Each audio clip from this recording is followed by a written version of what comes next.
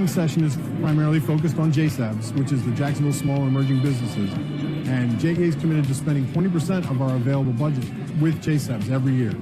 And the afternoon is more of an overview of our next 3-year spend plan. So that's for all suppliers.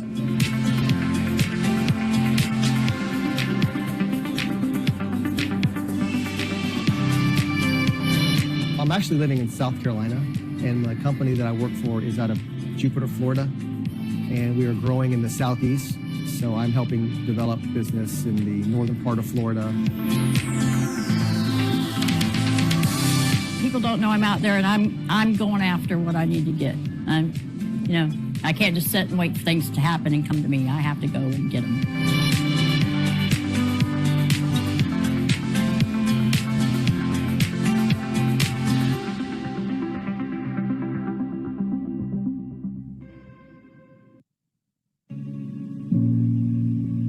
Joe DeSalvo here. I'm chairman of the board of directors for JEA. I know I'm never the smartest man in the room, and what made me good as a general officer was finding out who the smartest people in the room were and active listening to them. I know this sounds underwhelming, but I think maintaining the customer satisfaction ratings, and it sounds generic, but bottom line is we can never be good enough. And the minute we start thinking we're good enough, we're going to get complacent.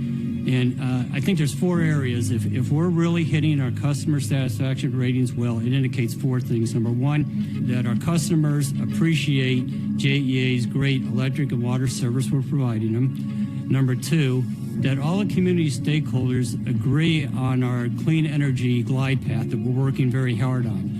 Number 3, I think that the JEA business community appreciates what JEA is doing for the Jacksonville economy. And then 4, that JEA continues to provide emergency services, like in severe weather incidences, that people appreciate. And when I observed the hurricane response exercise, everybody did a great job of getting down to what the priorities were, getting a unity of effort, and tackling the problems one at a time so that they were making progress instead of just mass panic and unorganized activity.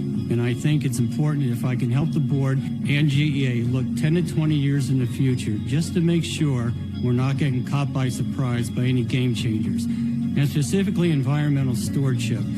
I think it's very important that we stay abreast to what's feasible and what's infeasible with respect to green energy initiatives, greenhouse gas objectives, and just environmental stewardship in general. It's just a joy working with JEA. The rank and file within the workforce is fantastic. A lot of their great work goes unnoticed because people expect instant electricity, instant water services, etc. without fail. But JEA workforce has turned this into a win-win by constantly providing great service. It's just really a pleasure being related to everybody in the JEA rank and file.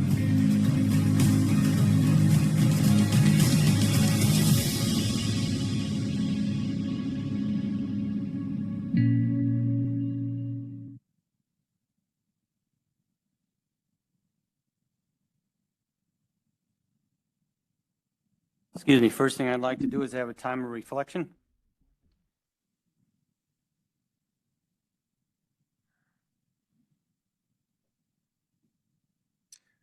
Okay, thank you.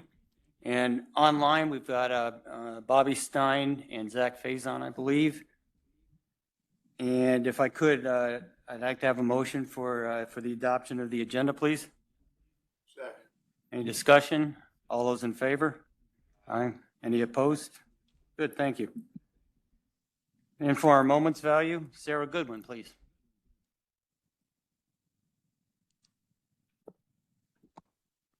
Good morning. My name is Sarah Goodwin, and I'm the manager of the operating budgets team here at JEA. I've been with JEA for 12 years, all of which has been in budgets. My team is responsible for the creation and management of the JEA operating budget, supporting the business with budgetary matters, and working with the City Council Auditor's Office throughout the year for budget audits. For those attending the board meeting in person, the safety protocols on the screen and in your materials. For those that are attending online, please be mindful of your surroundings. At JEA, our values are safety, respect, and integrity. For today's values moment, I want to highlight our value of safety. Following safety protocols is a top priority at JEA. Specifically, I want to talk about something that most of us do daily, which is driving. Many of our employees drive our fleet vehicles all over the city to proudly service our customers and our assets. But because it is something that we do every day, it's easy to overlook actions that we can take to drive safer, including wearing a seatbelt.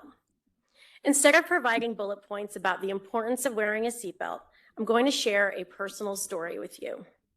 I have 4 children, ages 10 and under, and from a very young age, we overemphasized the need to buckle up whenever we got into our vehicle. It was one of our family's safety protocols, one that we never took for granted.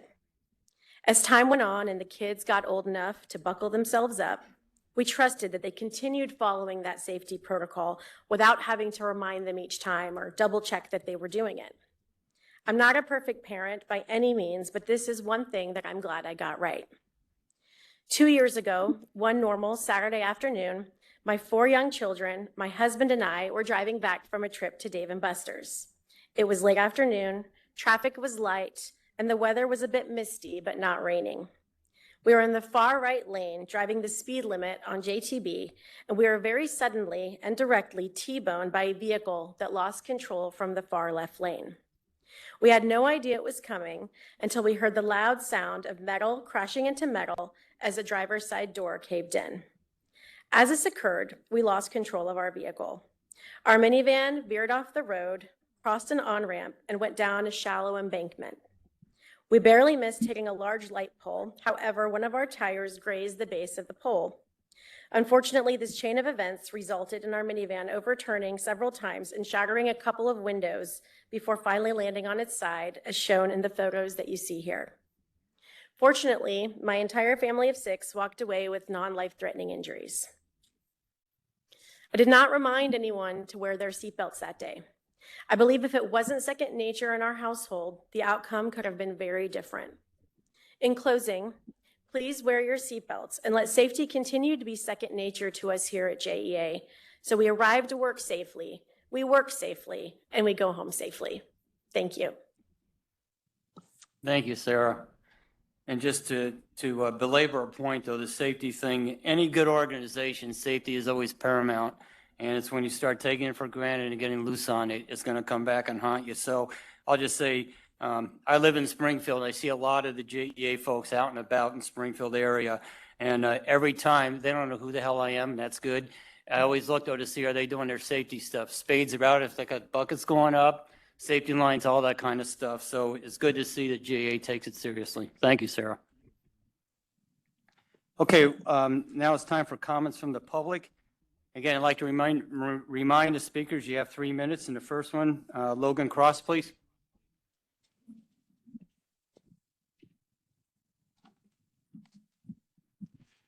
My name is Logan Cross, and I'm San Marco resident at 1521 LeBaron Avenue. I'm speaking on behalf of the Sierra Club of Northeast Florida. Thank you for the opportunity to speak to you today. Over many meetings in the past, I've come to you along with other advocates advocating for JEA to modernize its energy generation processes. With the approval of the 2023 Integrated Resource Plan, it indicates that our pleadings have largely fallen on deaf ears. For these reasons, I guess I'm speaking to the newer members of the JEA board today. When you joined the JEA board, you were probably given the Cliff Notes version of the 2023 Integrated Resource Plan that highlighted the fact that some clean energy would be added to the energy portfolio, which is laudable in and of itself.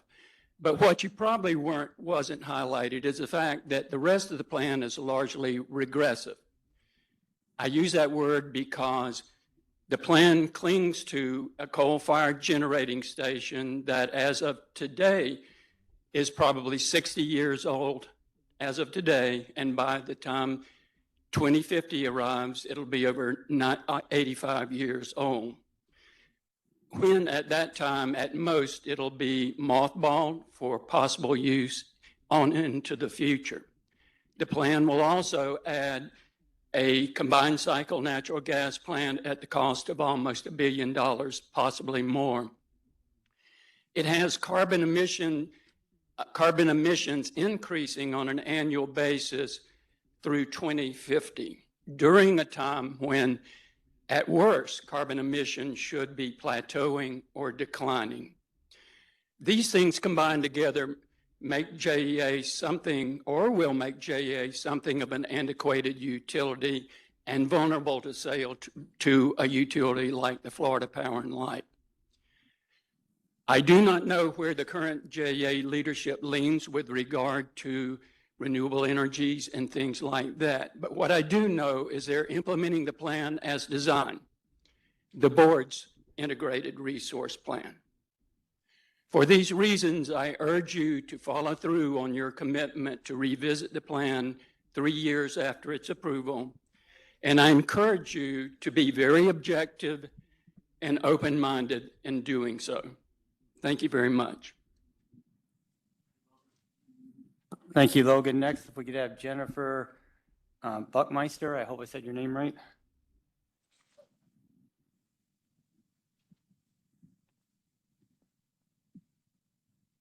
Good morning. Close, it was Bachmeister. My name is Jennifer Bachmeister. I am a project manager. I'm a project administrator construction senior at JEA. I've been here 14 years, but my secondary hat is I am currently the vice president of the Professional Employees Association, which is a union here at JEA. But I am here today to let you know that come Monday, I will be the president of the PEA. Our esteemed president, Randy Hilton, who's not here today, although he told me he was going to be here, is retiring. So as of Monday, I will take over leadership of the union, and Randy will retire officially from JEA in September. I know many of you on the board know him and have worked with him. If you're not familiar with the PEA, we represent about 380 JEA employees in the work fields of the engineers, tech services, also known as IT, accountants, environmental engineering, construction and procurement, along with other white-collar fields here at JEA. So we wanted to share the message that Randy was leaving us. The union wants to officially thank him for almost 9 years of service in leadership to the union, and that is my message here today. So thank you for allowing me to share that. Thank you, Jennifer, and all the best to you. Good luck to you. And Thank you. Randy, too, we appreciate all his service, too. Thank you. Oh, Oh, there you sneaky. All the best, Randy. Okay, next, we've got Josh Melto, please.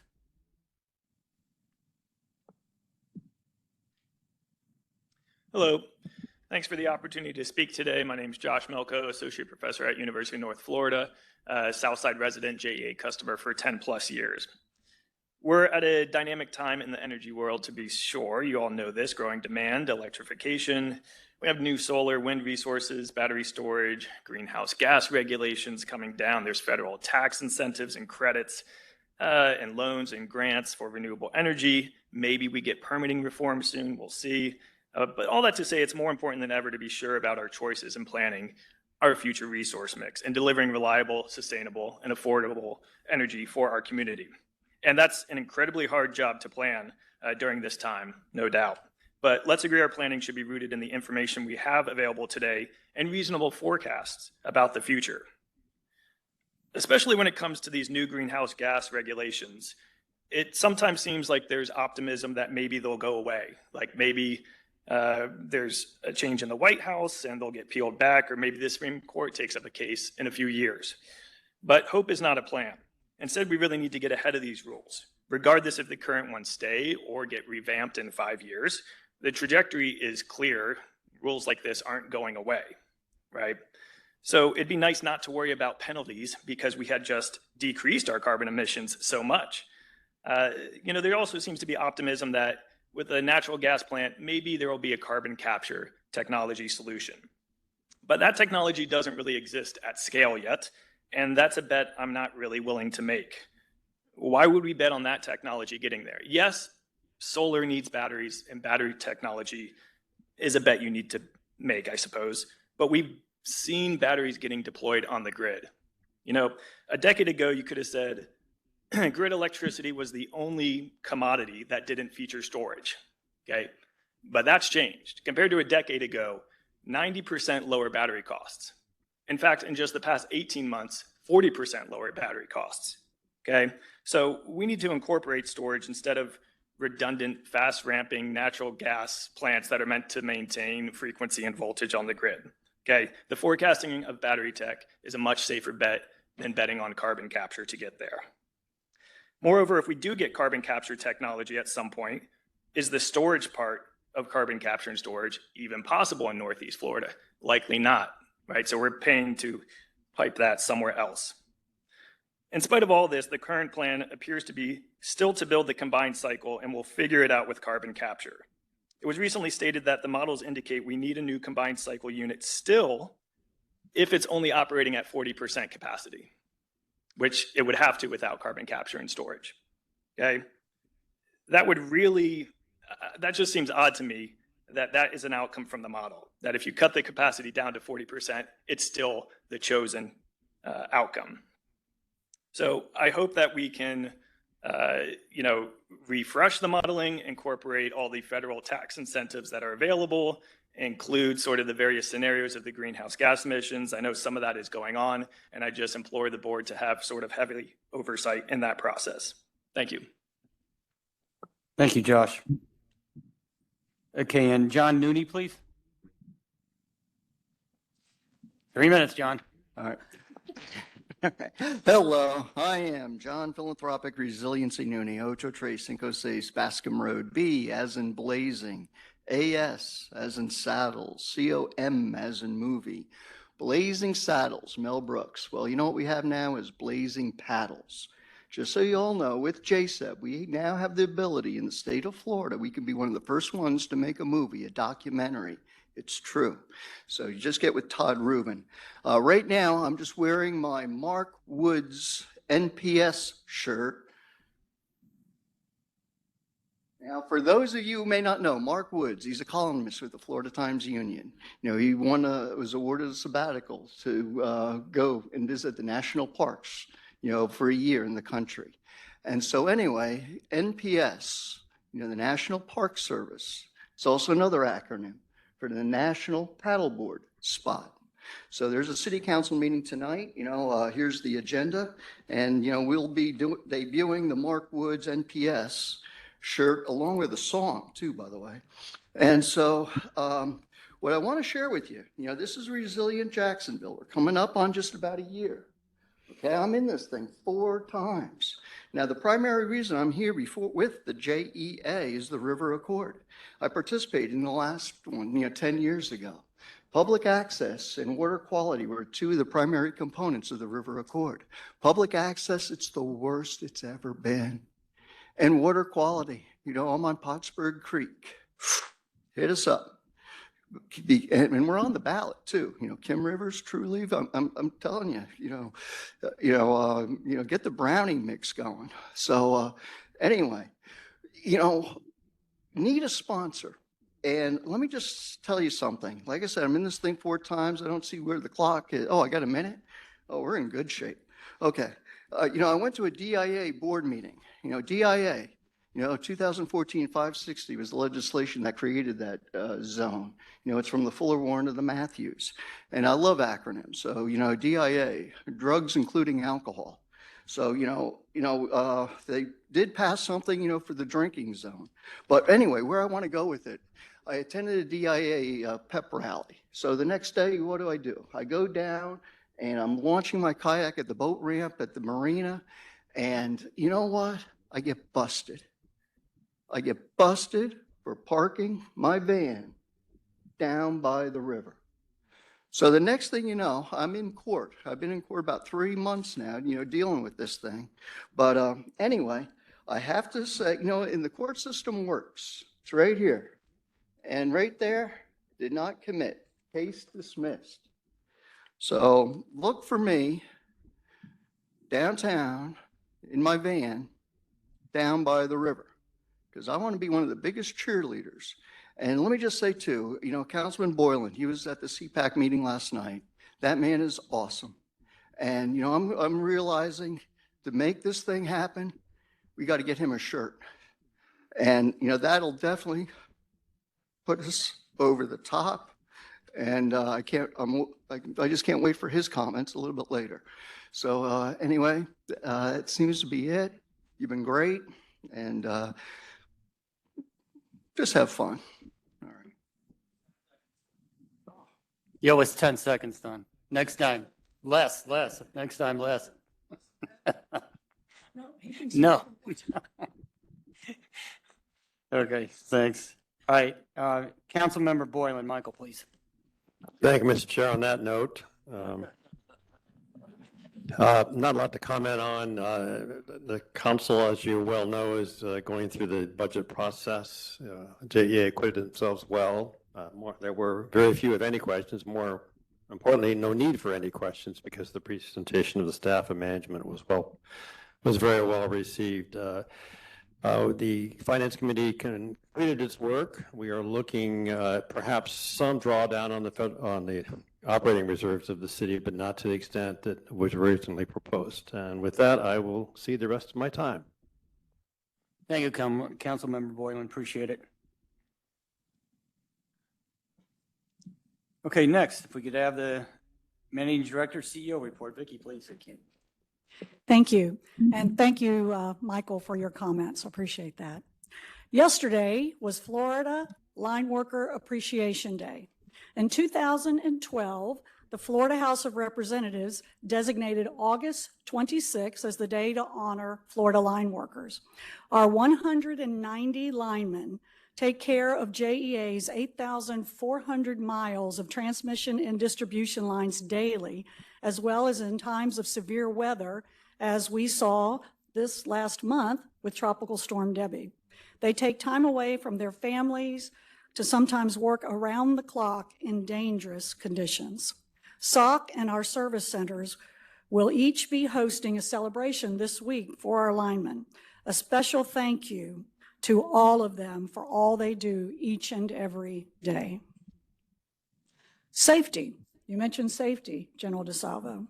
Well, I'm proud to tell you that our Northside Generating Station byproduct storage team, long word, recently achieved 5 years without a recordable injury. And our Northside Generation Station process chemistry team achieved 10 years without a recordable injury. Both of these areas are under the direction of Brian Wilds, our Senior Manager of Energy Production and Material Handling Operations. This is a very, very impressive accomplishment, even more so when you consider the many potential hazards that these teams face each and every day at the plant. Congratulations to everyone in these two areas for a safe job. Very well done. Last Friday, as you saw in the video early on, our procurement services area hosted our annual Jacksonville Small and Emerging Business and Supplier Diversity Summit at the Schultz Center. The day-long event was attended by over 300 people. The attendees learned about opportunities for bidding on upcoming projects here at JEA. The purpose of the program is to maximize procurement opportunities for certified local JSEB businesses and connect them with larger contractors for potential subcontracting opportunities, all of which leads to economic growth for our community. It was a very well done event and was extremely well received by the attendees. Congratulations to all of our procurement folks who helped make it happen.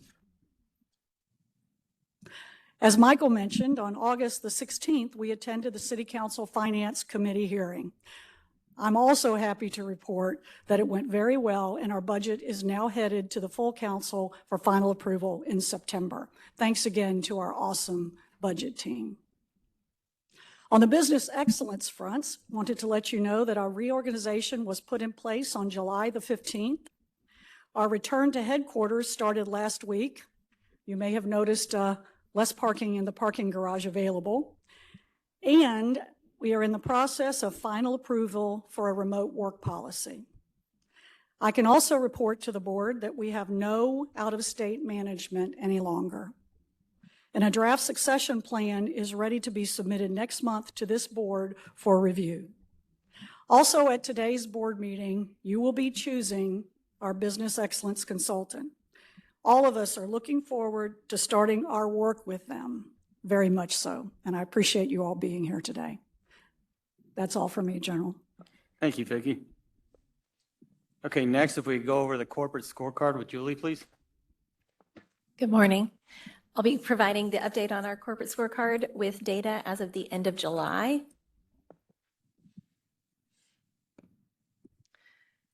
JEA landed in the first quartile for overall satisfaction for fiscal year 24 to date, which we reported last month. But the results of the final commercial customer satisfaction survey for 24 are in, and we will complete the fiscal year in the second quartile, ranking 28th out of 76 utilities nationwide, accomplishing our fiscal year goal after a very strong performance in Wave 1 for this fiscal year. Electric reliability improved slightly in July, but remains above the first quartile goal. And water reliability improved in July, but we remain below the goal for the year due to the unusually dry conditions experienced in May and June. Moving down to total spend, we are now 1.5% under budget fiscal year to date. Fuel spending is over budget by 2.4%, while capital spending is 5% under budget, and O&M is $300,000 under budget for the year. Our customer bills increased by approximately 3% in July, yet remain the second lowest for major Florida utilities. And the clean energy percentage declined slightly to 13% due to the higher overall energy consumption during peak months, but we project it to remain above our 10% target for the year. And with that, I'm happy to answer any other questions you might have. So Julie, for the capital spend, we're a little bit under right now, but does that reflect that we haven't obligated what we're going to be spending? It seems because we got a lot of capital projects going, et cetera. That's a great question. I think our target for year end is right at budget. So I think we're going to finish the year strong and come pretty very close to what that number is. Mm-hmm.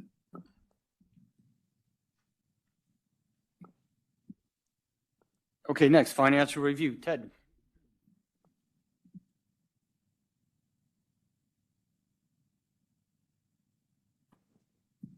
Thank you, Chair. Right,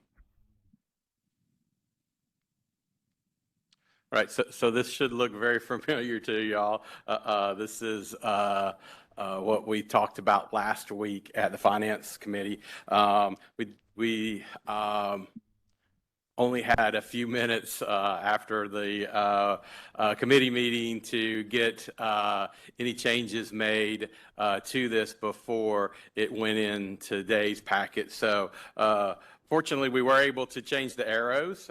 There was a request to change those arrows. They were not very intuitive, and so we were able to make that change. That was the only change we were able to make, but I think I can answer some of the questions that were brought up at the committee meeting last week. So here again, this is the various areas where we are going in the right direction and a couple of areas where we are not headed. But overall, we are looking to have a surplus of $25 million. Just to remind the board that we do a balanced budget. One of the questions from the committee meeting was, what do we do with these surpluses, and is there any kind of metric on that? And so we've done some initial study. We'll continue to keep looking. There doesn't seem to be a best practice metric on surpluses, but our plan is to any surpluses that we have, we will be moving those dollars into our capital. And so that will help us reduce the amount of borrowing that we need to do in those capital projects over the coming years. Any questions? All right, so here again, we'll talk about the base revenue increase. The big thing driving this is that we have had increased kilowatt sales over this year over last year, and that is being driven by the warmer than normal summer, and that is the reason that we're having the surplus from the other page. Operating expenses. So operating expenses are slightly down from last year, and that is mainly driven from purchase power expenses have declined because of lower fuel cost. So I think this might get to another one of the questions. So right now we are projecting our O&M budget to be about $11 million less than what is actually budgeted. So that's at 304 versus the 315. At the committee meeting last week, there was a question, what was the factors driving the increase of the 23 budget to the 24 budget? So there were two factors driving that. So the first factor was salaries. So we did see an increase of salaries of about $18 million between 23 to 24. About 75% of that was due to raises through the contracts, the annual raises that are done. And then the other 25% was due to step increases, promotions, and headcount increases. The second thing that was driving this, which was about $15 million, that was the Kennedy remediation project that we're doing over at Kennedy. So that was another additional $15 million added to the budget for 24 from 23. So that was that's a one-time kind of O&M expense. And so once that remediation is done, we'll no longer have to fund that going forward. So I think the question about capital. So here, one question. Yes, sir. I'd love to get some more detail from you on how much of that was the headcount going up. Okay. And so forth. I know it's something you don't probably have there, but I'd love to, if you could get that for me. Pull that down a little bit further. Yes, sir. Thank you. So the electric system capital budget. So you see our budget is at $271 million. Julie was absolutely right. Looks like we're going to be right on that, maybe a little bit above, maybe a little bit below, but certainly only 1 or 2% either way. So we look to be tracking fairly well on our electric system capital. So now switching over to water. Many of the same things, so I think we got the arrows right on this one. So over the last 9 months compared to the 9 months ending June 30th, 23, our water KGAL sales have increased by about 1.2%. That is mainly from growth. So we, as we're on electric, where we've talked before, where sales have been fairly flat, only being driven by weather, we do see the water and sewer KGALs increasing slightly, and that is due to growth because we've actually had a fairly wet summer. And here again, our operating expenses, as we spoke about last week, are almost exactly what they were at this time last year. So here again, we are seeing higher revenues to budget versus lower expenses to budget, which is driving our surplus.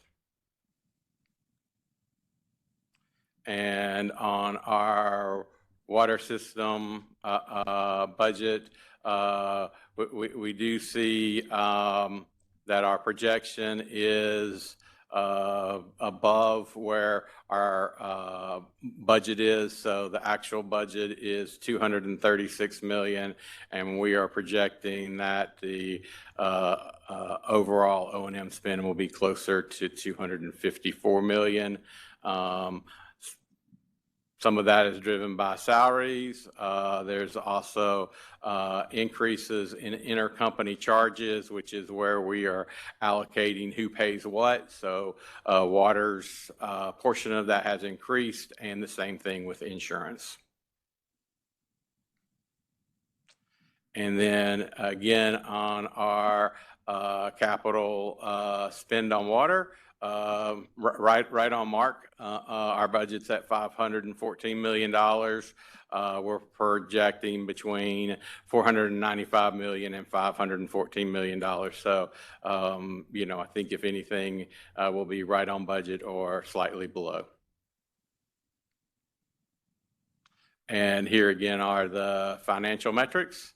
So, I know one other request that was made at the Finance Committee was for me to get with Board Member Morales, and so we'll be setting up something after the Labor Day holiday where we can talk and maybe streamline this presentation at the board level, keeping it the same at the committee level. So.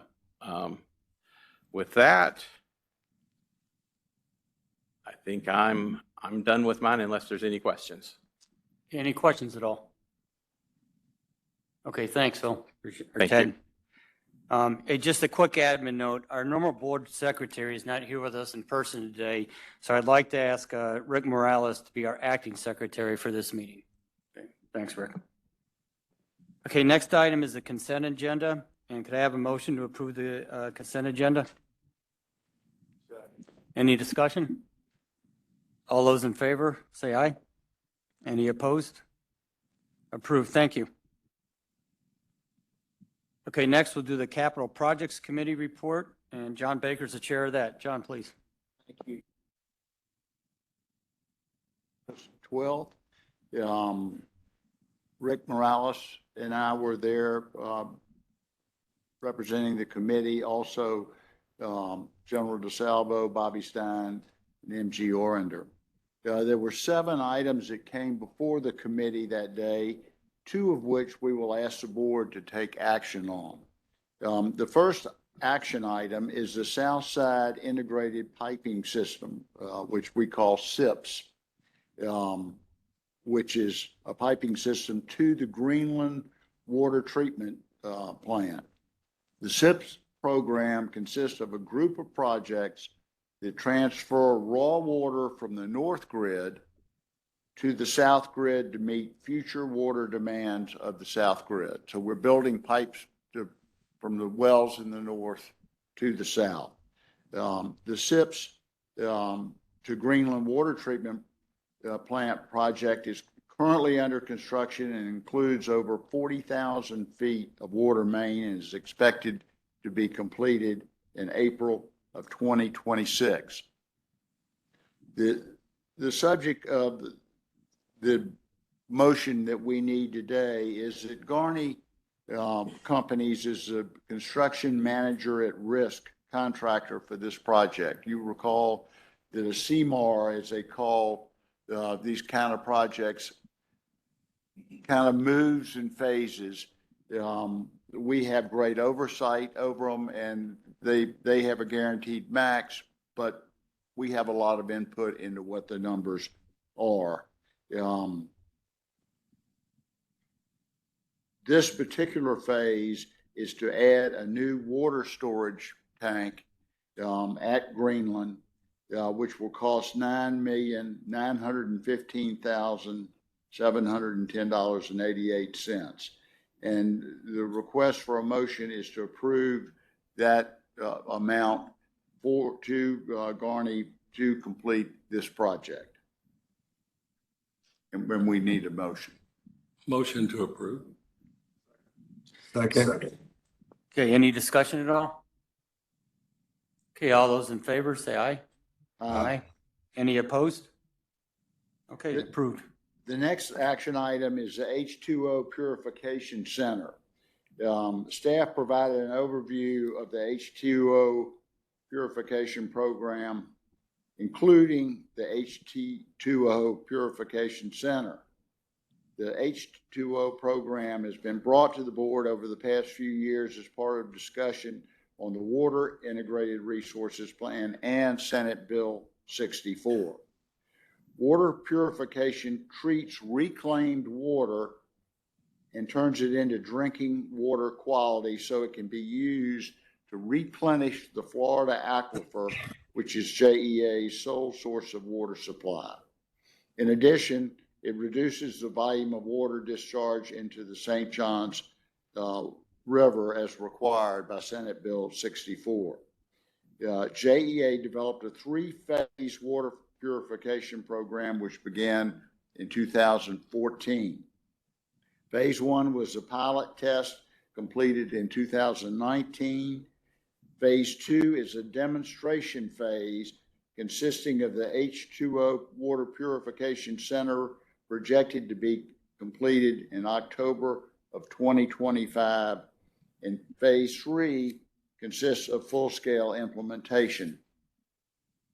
Haskell Company and Black & Veatch were selected as a design build team to construct the purified water demonstration facility. The project is currently under construction and is approximately 30% complete. The committee voted to recommend that the board approve $4,639,615 for the construction of the planned and newly designed degasification and remineralization system.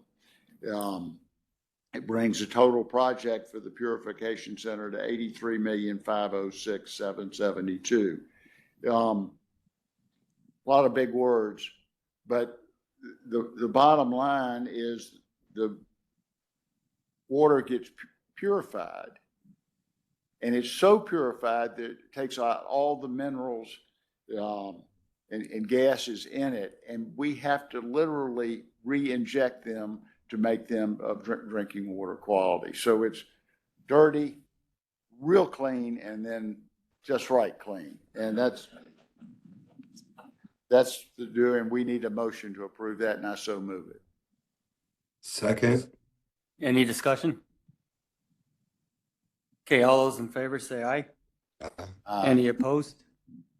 Motion passed. Thank you, John. We had 5 other presentations, and I'll run through them quickly since all of you all were there.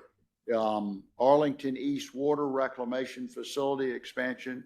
You will recall that we got one bidder on this project. We were worried about the cost overruns, and so we asked staff to go back and look at different ways that whether we split the project up or how we deal with it, and work on getting it out to the whole country so that we could get more bidders to come in. As anticipated, this will come back to the Capital Projects Committee in February. The Northwest Water Reclamation Facility design phase. This is a new project that just entered the design phase for a new water reclamation facility for North Jackson, the International Airport area. The estimated planning cost is $120 million, and the facility is expected to be online in 2029. We'll continue to give you updates, but this was part of staff's commitment not to surprise us, to keep us updated on big projects as they develop. We had a presentation on the combined cycle plant. As you heard earlier, the 2023 Integrated Resource Plan identified the need for a new combined cycle unit by 2030. At the March 26 meeting, staff provided an overview of the significant milestones and activities related to the process to evaluate the combined cycle, including a market test. At this committee meeting, staff provided an update on those activities and also provided an update on the new greenhouse gas rules that were finalized in May.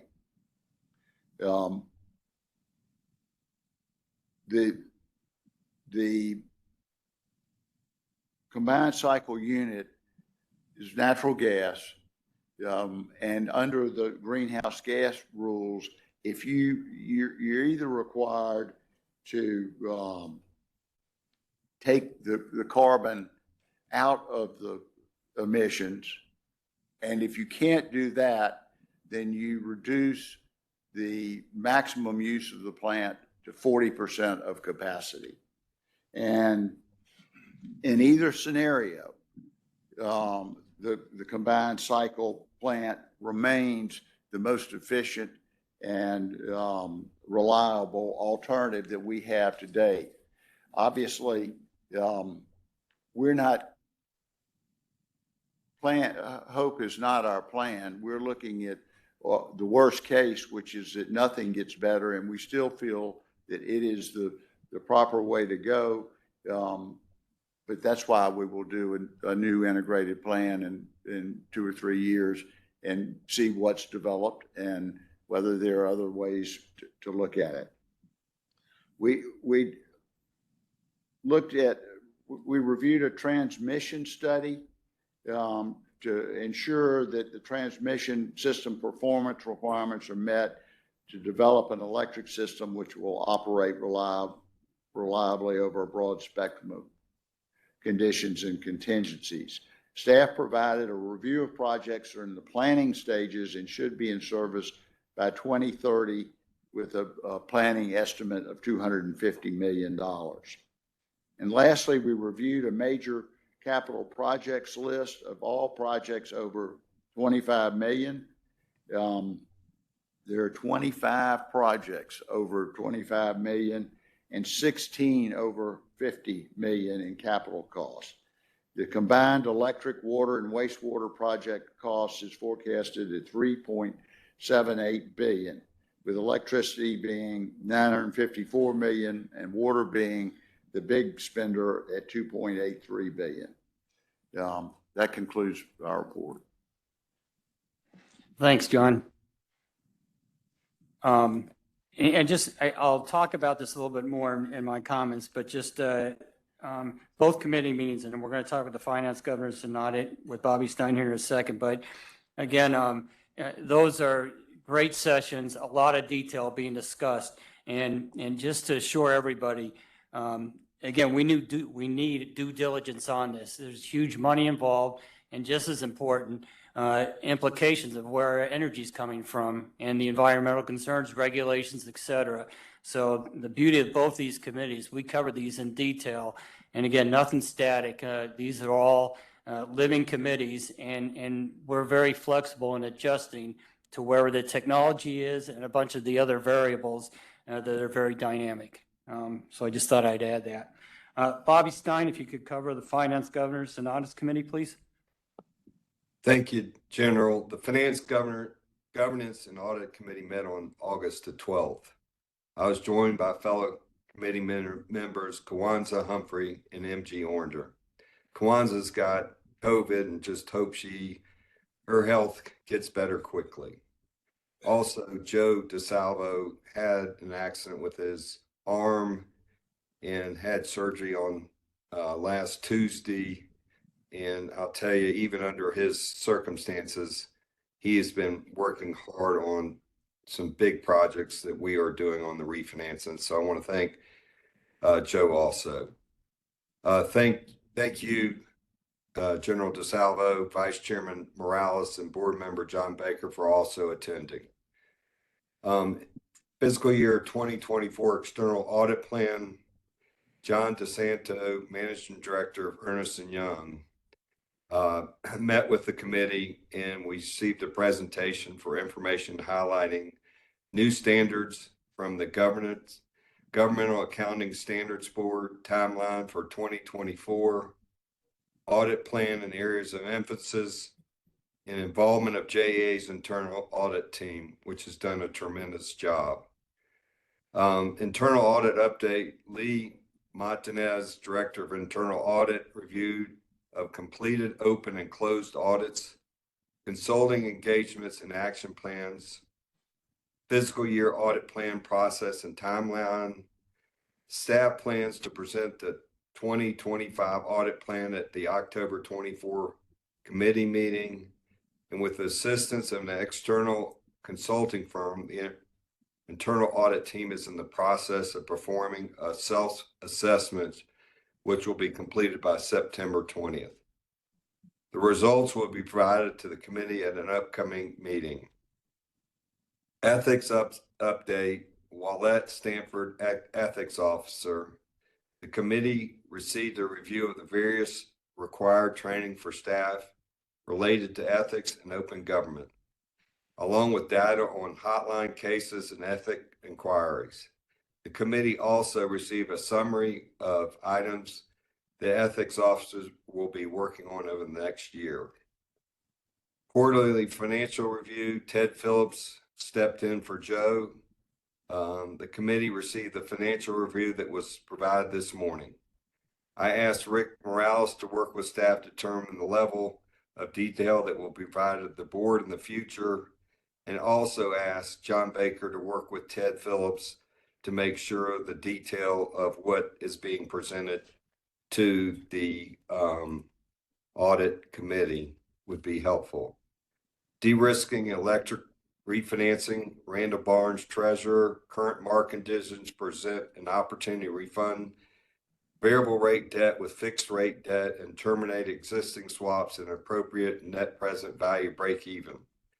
Finance team members met with the committee members individually to review this transaction in great detail. And I give all Ted and his whole team a lot of credit for working on this. This has been very complicated and these guys have done a fantastic job. Staff requests the committee recommend the approval an additional $27,846,783 and 42 cents for the transformer purchase contract with Wesco Distribution to cover the forecasted needs to the full term of the agreement for a new not to exceed amount of $123,781,207.30. Staff noted that supply trend improving, however, lead times vary from 20 weeks to over 100 weeks. The second contract is related to managed service providers and vendor management solutions for contract workforce. JEA currently has 19 suppliers who provide supplemental staff to JEA. An invoice audit plan is in place to ensure invoices are accurate and tenure discounts are applied after 6 months.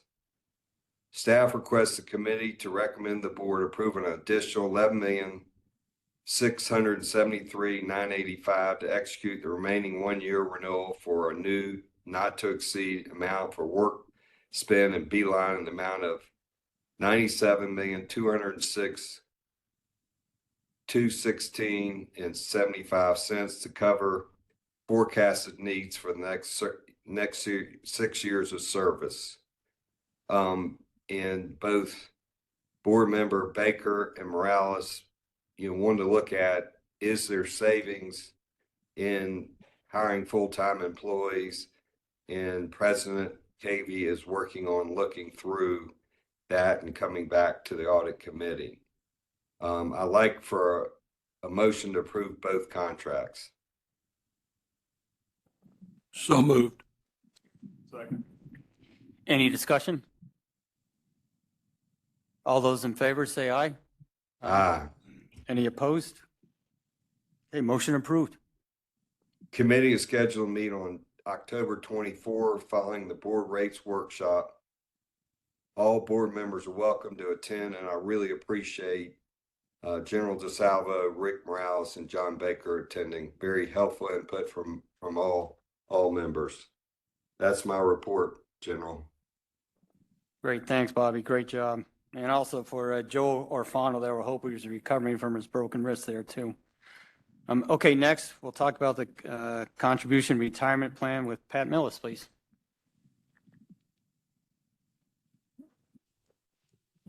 Good morning, Board Chair DeSalvo and members of the board. I'm Pat Malis. I am the Director of Employee Services, and I have the privilege of leading our benefits, compensation, and labor relations teams. JEA is the plan sponsor of the JEA 401k defined contribution plan, which is a tax qualified plan. Employees who are eligible for this plan are appointed, and the plan currently permits but does not require eligible employees to make pickup contribution elections. This is also referred to as employee contributions, and to defer a percentage of their wages to the plan on a pre-tax basis. As required by the IRS, a pickup contribution election is a one-time irrevocable election.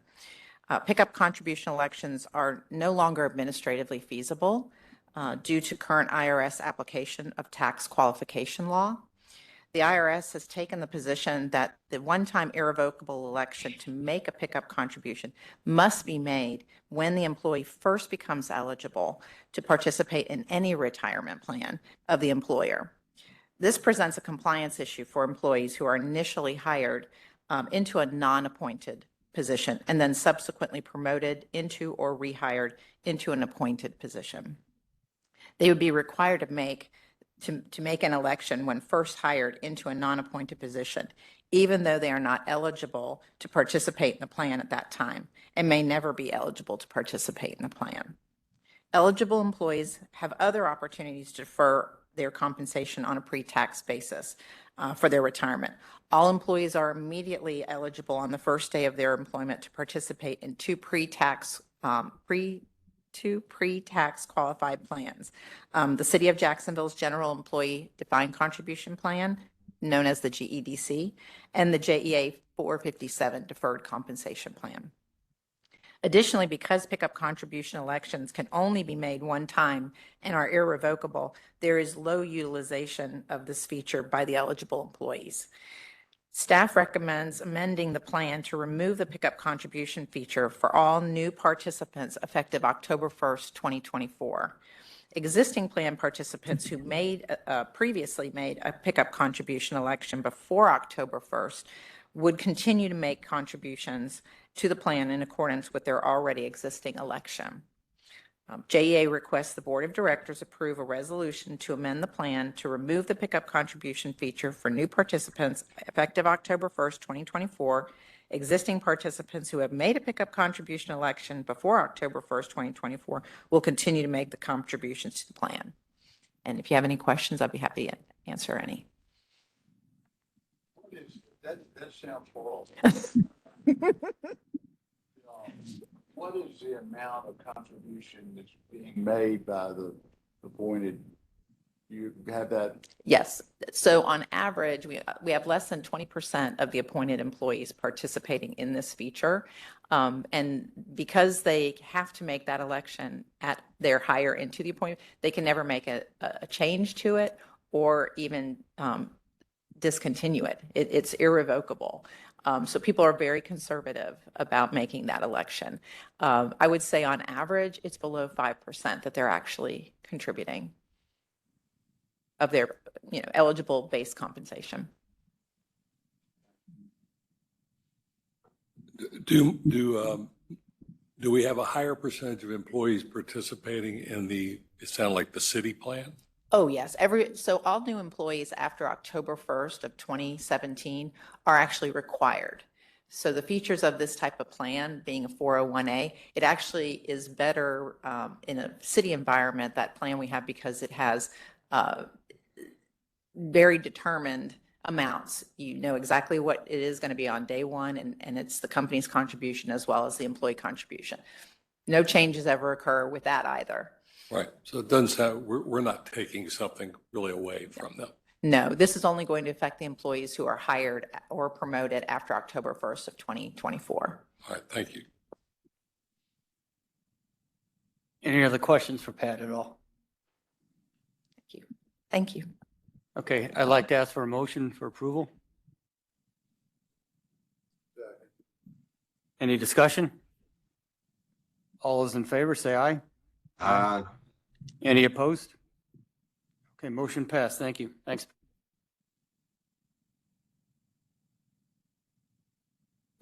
Okay, Regina, if you could talk the rules of engagement for the Business Excellent Consultant Selection process, please. Thank you, General DeSalvo. Good morning, board members. Pursuant to Section 286.0113 of the Florida statutes, any portion of a meeting at which a vendor makes an oral presentation and answers questions as part of a competitive solicitation is exempt from the requirements of the Sunshine Law and allows you, the board members in your role as evaluators, to conduct a closed meeting as is noted on your agenda here. A complete recording of the closed meeting will be made, and no portion of the meeting will be held off the record. The recording of the meeting and any records presented during the meeting are public records and subject to the requirements of the Florida Public Sunshine Law. The Florida Public Records Law, including any applicable exemptions from public disclosure. As noted on your agenda, the chair will recess this meeting to allow for you all to move to the meeting space for the closed meeting, which is located on the 7th floor, which will be facilitated by members of our procurement team who've been tasked with handling the business excellent solicitation.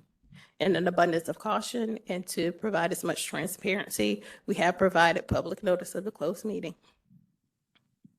Following the presentations and questions and answer session, the closed meeting will end. You will return here to the boardroom, and the chair will reconvene the meeting to allow for your discussion. You will score the presentations, which will be facilitated also by our procurement team. Your scores will be tallied, and based on your scores, the final rankings will be provided by the procurement team. Once that ranking has been established, you will then be free to award to the top-ranked vendor and direct staff to contract for the services. If you have any questions regarding the process, I'm available to answer your questions. Okay, any questions for Regina at all? Okay, so at this time, I'm going to go ahead and recess the regular meeting, and I'd ask the board members to go up to the 7th floor, and then we'll begin the closed session, and then we'll reconvene down here to discuss the results and selection. Thank you. Okay. In the event of an emergency that requires evacuation, exit via the nearest stairwell. So we're on the south, we're in the south stairwell. Evacuees, we will meet at the northeast corner of Clay and Adams Street in front of the county courthouse. Please make note to the person to your left and right and account for them at the assembly point. If you notice any people missing in attendance or need assistance exiting the building, please notify security personnel on your way out as to the location of this person. So you guys can grab a JEA employee. We will call security. We have, can you volunteer to call 911? Yeah. And security, I will call security if needed. Is there anyone here that can perform needed? Yay! Mine just expired. So. Yeah. If everyone will silence your phones during presentations, that would be wonderful. Please note any hazards in the room. If you guys need the restrooms, we have some restrooms through the doors. We can take you and guide you guys that way. But they're on the other side of the building on this floor. Back to you guys. Great. Okay. I'll kick us off. Good morning, everybody. Thank you for having the Deloitte team here today. We're really excited to talk to you about our proposal. My name is Sandy Jones. I'm a partner with Deloitte in the utilities practice. I have been working in utilities since 1991. So won't do the math. You can do the math. But I started actually prior to that, worked with General Electric in their gas combustion design engineering group. So I kind of felt like my whole career was really destined to be about utilities and the service that you provide to the community. So love to be here with you today. Love to hear the meeting just now and the progress that you're making. So my esteemed colleagues with me here today, Kelly Skinner, Christian Grant, and Tom Kinraid will each do an introduction as they get to their bit. And just real quickly, control here. We'll talk about what we're going to cover today. We know we have a very short amount of time, so I'm going to let the team get right into it. But very quickly, I'll kind of lay the context for our understanding of what you're trying to accomplish with this business excellence program. Christian will get into some history that we actually have our team here that worked with you in 2017. So you'll hear a little bit more about that experience. And our philosophy, we refer to it as business transformation, but that equates to business excellence, continuous process improvement, and everything I think you're aiming to do. Ultimately, Tom will take you through a little more depth into our approach, our roadmap, and then we'll land back with me on the structure of our team that would be the team that would collaborate with you to get to the goals. Any questions about the plan for today? So real quickly, just to put the context together here, the way we understand it, you're looking at almost everything from an enterprise standpoint. You're looking at all your lines of business, and you're looking at every aspect of the company and how it integrates, how it can do more with less. I think the goals that you laid out in the RFP are very familiar to us. We've done these types of programs before, but I always like to say that even though we have, an approach that I think will be familiar to you all, you've done these before, obviously in 2017, and we've done them. The reality is they're always different. Every finding, everything that we come out with at the end, when we decide how to map the path forward, is unique to your situation. So as much as we'll use methodologies and an approach that's very familiar, I think it will be special. And I am very big on personally getting to know you, your organization. I heard that you say 190 linemen doing over 8,000 miles of service line work. So that's a very interesting ratio, actually, and that's a competitive. That's impressive, actually, that type of ratio. So we're going to look at you and exactly how you do things and where you're doing it well. And we're going to look at the integrated organization and how it talks to each other in terms of the handoffs and things like that. So don't want to take any more of the time. Real quickly, you said how to do more with less. I don't know about the rest of the board members, but it's not necessarily, from my point of view, not doing more with less, just making sure we're doing what we need to do as best we can. With what you have. Right. Yeah. So it's fair. Yeah. Yeah, well, good. Then if we're not in that position of where we have to try to do it with less, that's an even better position, starting position, to be honest. So good. Well, then I'm going to pass it to Christian. And Christian, if you'd introduce yourself. Sure. From there. Sure. So first of all, do my calisthenics here. So first of all, good morning. It is a real pleasure to be here or to be back here. So I had the honor of working with Tom back in 2017 here. And we really enjoyed our time here. And what a privilege to be a part of the meeting downstairs because being a part of this community we know is such a big part of being in JEA. So let me start with a brief introduction of myself. So my name is Christian Grant. I'm a partner in our power utility and renewables practice. And on this project, I'll be our quality lead. And the reason why I take that role is, one, because I was part of the lead for the project we had back here in 2017, so for continuity. Number two is also because I have the privilege and honor of leading our smart utility operations platform within our practice back in Deloitte. And what does that really mean to you, right? So this is the kind of focal point for us inside of our practice that is focused on optimizing O&M, CapEx, reliability, affordability and equity for our clients really through the use of advanced technology. And by way of advanced technology, what do we really mean? We mean data and advanced analytics more and more. And that means out in the grids, be them electric or water or gas. And that's where I've spent my career, is working with electric, water, and gas utilities, including JEA across the United States and on a few continents. And I've done multiples of these assessments. And it's, Sandy said so well, it really is, though we come in with a standard or a proven approach and methodology, it's about how we apply it and work with our clients to make sure it's tailored for your exact situation. And I think what Sandy said, though, about doing more, and in some cases, much more with the same or less, that really is consistent in what we see not only in utilities like JEA, but utilities of all sizes and across the world. I sit on our global power and utilities practice leadership team as well, and that is a very consistent theme that we're working with all the time. And part of this has to do with acknowledging the trends as to what's happening that Sandy had on a previous slide. And one of them is the resource challenge and the staffing challenges that are out there, and acknowledging kind of what's ahead of us as an industry. And so that's why we say doing more, in some cases, much more with the same or less, to address your question there, General.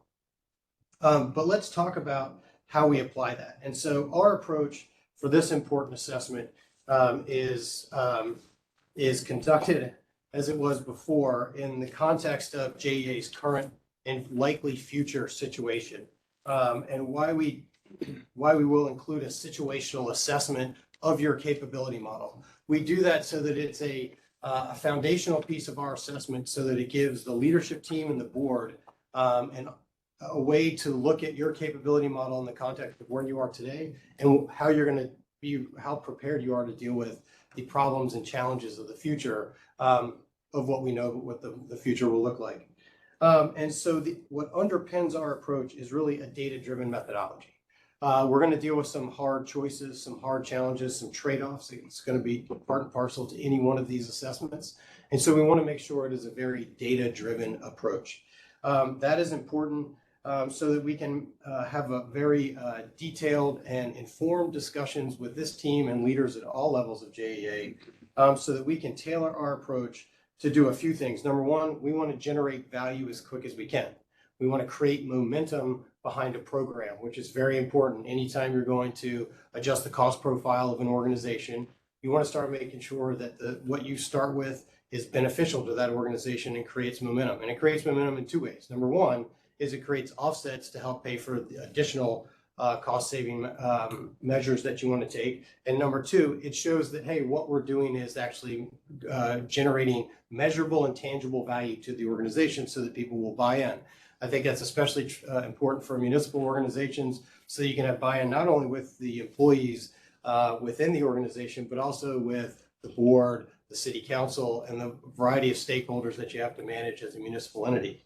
But it's also important because if you can get that buy-in, it definitely shows that we are creating, that the product that comes out of here, the plan that comes out of here, out of this effort is really tailored to JEA's culture and the community of Jacksonville that it serves, which we know is such a critical part of this. And it was a part and parcel to the way that we operated the last time we were here. We can't ignore that. In fact, we're going to embrace that and really kind of steer into that as an important piece of what we did. So if you looked at our findings back in 2017, what you'd see is an integrated set of recommendations to drive business excellence in the areas that matter. So back then, one of the big things was improving the JD Power scores. That was a big point of what we focused on.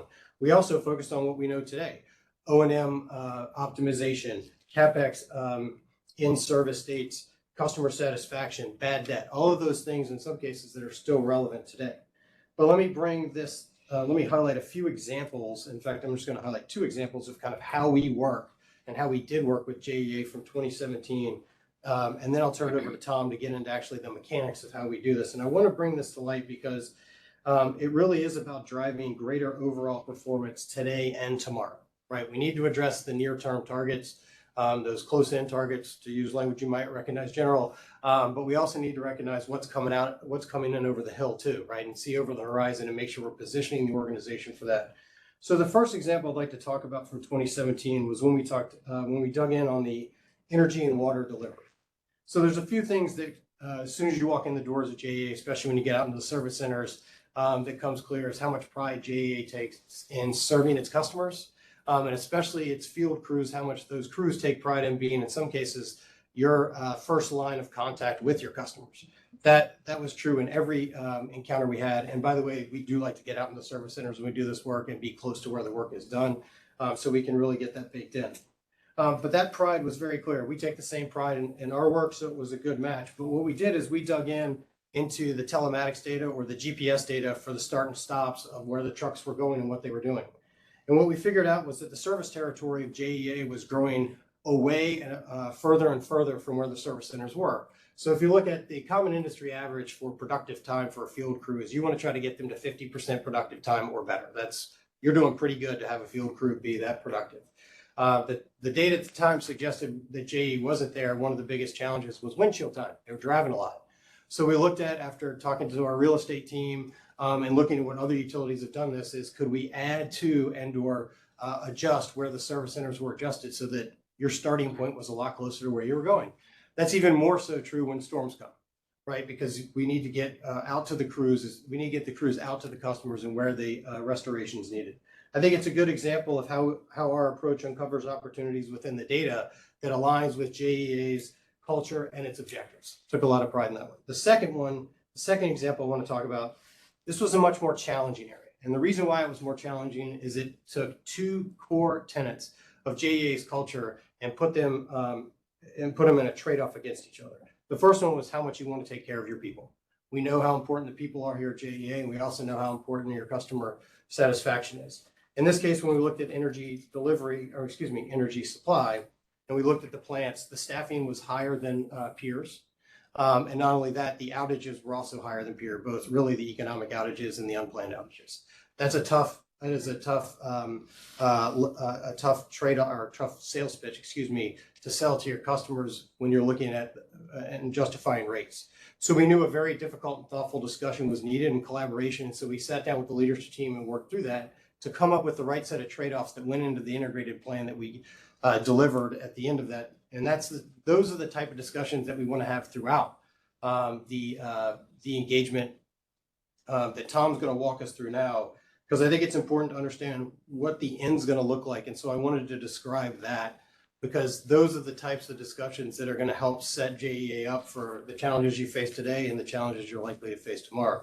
And so with that, I've talked too much, and I'm going to turn over to Tom, who's really the brains of our operation, and let him walk you through the mechanics.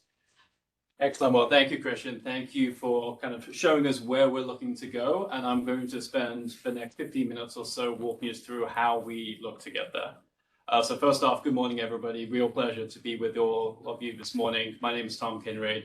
I'm a senior manager within Deloitte Consulting, and I've been working at or for utility clients, municipal utilities, investor-owned utilities over the past 9 years, really looking to help them solve some of their toughest operational challenges, whether that's been implementing fuel mobility solutions, looking to make crews more productive in the field, tackling climate change resiliency problems, or even helping with organizational redesigns. Really been spending a lot of time and taking a lot of pride in the work that I've done with those utilities to help their operations more efficient and in turn help their customers as well.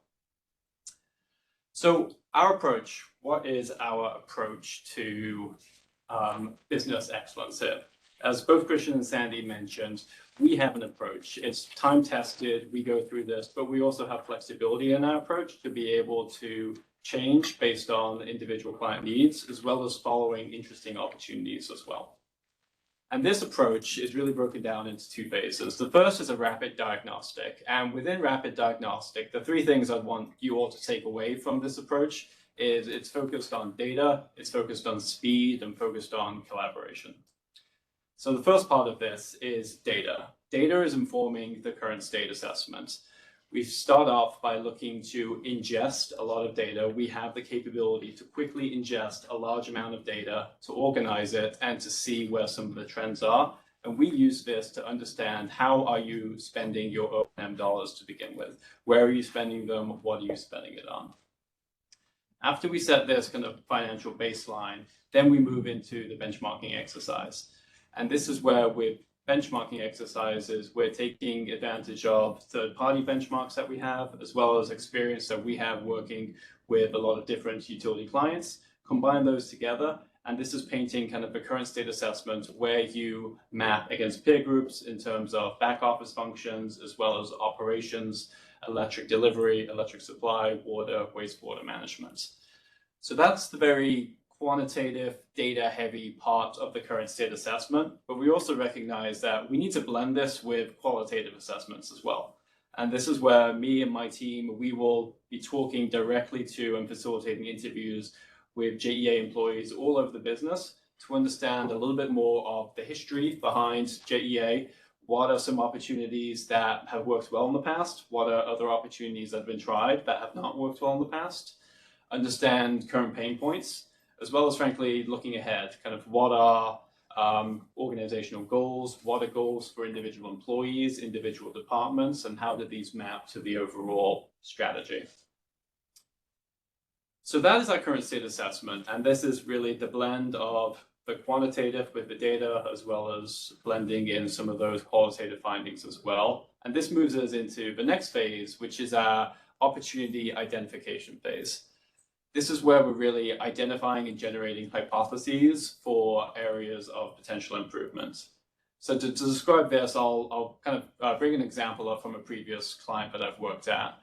We were looking into their supply chain, into their procurement kind of organization, and we saw that the benchmarks and the data were telling us that they were top quartile, really high top quartile, saying that they had a really efficient, really lean procurement office. Our first thought was to say, great, fantastic, let's move on to the next area. But before we did that, we did generate some hypotheses as to say, why do we think that they're so, in such a strong position here? One hypothesis was that they're just really efficient at the work that they do, and they have really talented individuals kind of running this department. Another hypothesis was that they might be understaffed.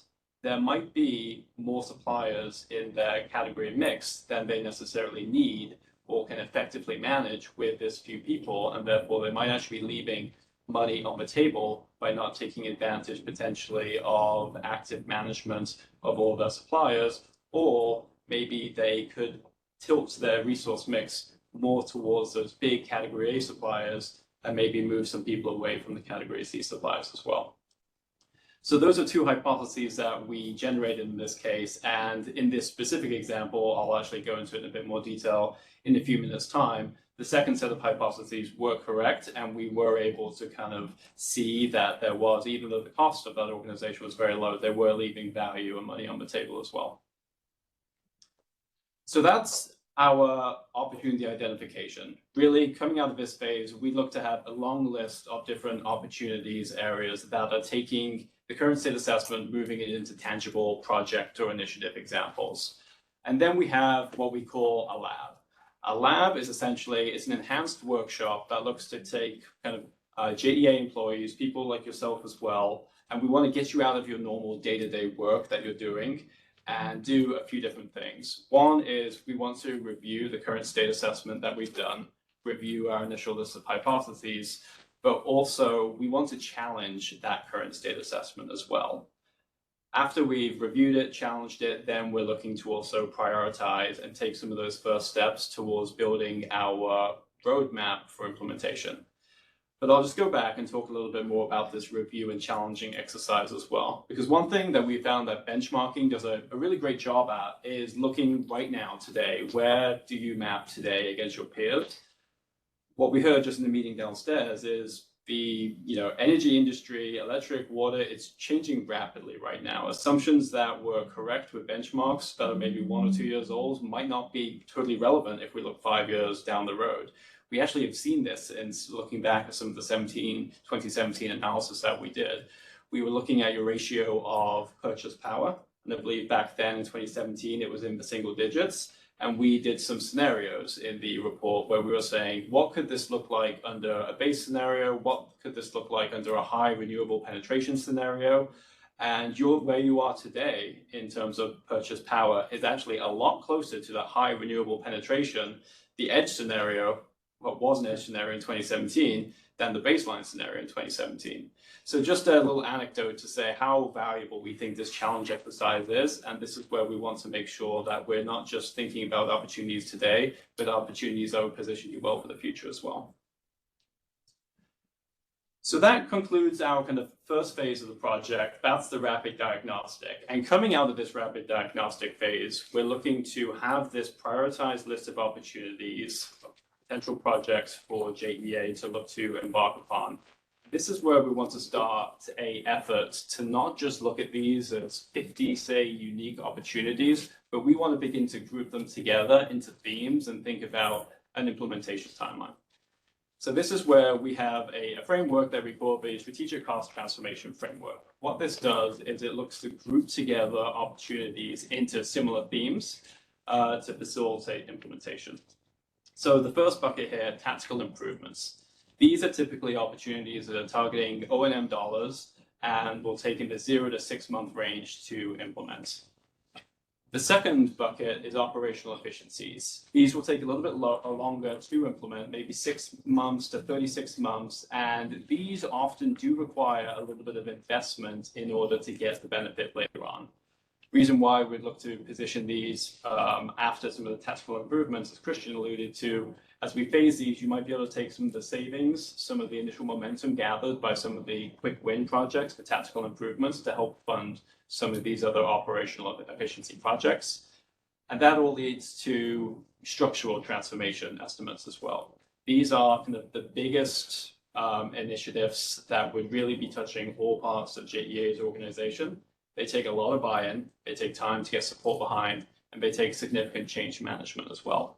But we wanted to share this to illustrate our thinking that we think a strong business excellence project that will put JEA on a strong footing for the future considers opportunities in all three of these buckets of opportunities.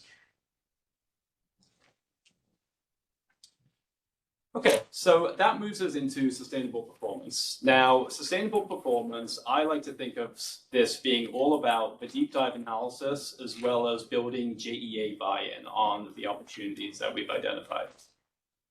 So deep dive analysis. This is when we really dive deep into the data and we begin to really flush out our estimates in full detail. So this, using our example that I mentioned before of the procurement organization. In that case, we dug into all the procurement data, what they were spending, which supplier they were spending on, and we did a tail analysis, essentially, where it's an XY graph. You're looking at each suppliers across the x-axis, how much they're spending is on the y-axis, and we were able to see that in this case, our hypotheses around potentially too many suppliers looked like it came to bed because they had more than 80% of their number of suppliers was accountable for only less than 10% of their total spend. So they had an extremely fragmented supplier base. And that, as a result of that, and having a lean procurement organization, they didn't have great oversight into the spend for these tail categories. Dollars are small, but individually, but when you add them all up together, it was real discounts that they were missing here. So that was an example of the deep dive analysis, and doing this deep dive analysis we found is critical to the second piece about building JEA buy-in. Because when we present these analyses and we do the analyses, yes, we definitely take ownership of the analysis itself, but truly when we found them to be the most successful is when we're bringing JEA employees, stakeholders along in that process as well. So we want them to understand the deep dive analysis. We want them to be supportive of it. So when it comes time to do opportunity charters to help socialize the opportunities, we're able to say, this is analysis that we've done, but we also have employees from JEA who agree with these estimates. Maybe they're willing to put their name on these estimates as an opportunity owner and help us understand implementation timelines, what would be realistic. Because in our charters, we want to have a sense of a description of the opportunity, potential benefits it would have, costs associated with it, timeline as well. So that's the deep dive analysis. And then this all does lead to our overall roadmap. The roadmap here, as I mentioned, we don't want this to be 50 discrete projects. We want them to be grouped together in a real meaningful implementation roadmap. And we also want to be able to provide guidance on how we've seen effective ways of standing up a management office, essentially, to help realize and see these programs into fruition. Because the most effective way to get value from these projects and to make sure that value is being attributable to the right sources, it does take work, it does take time, it does take people to make sure that the value is being tracked.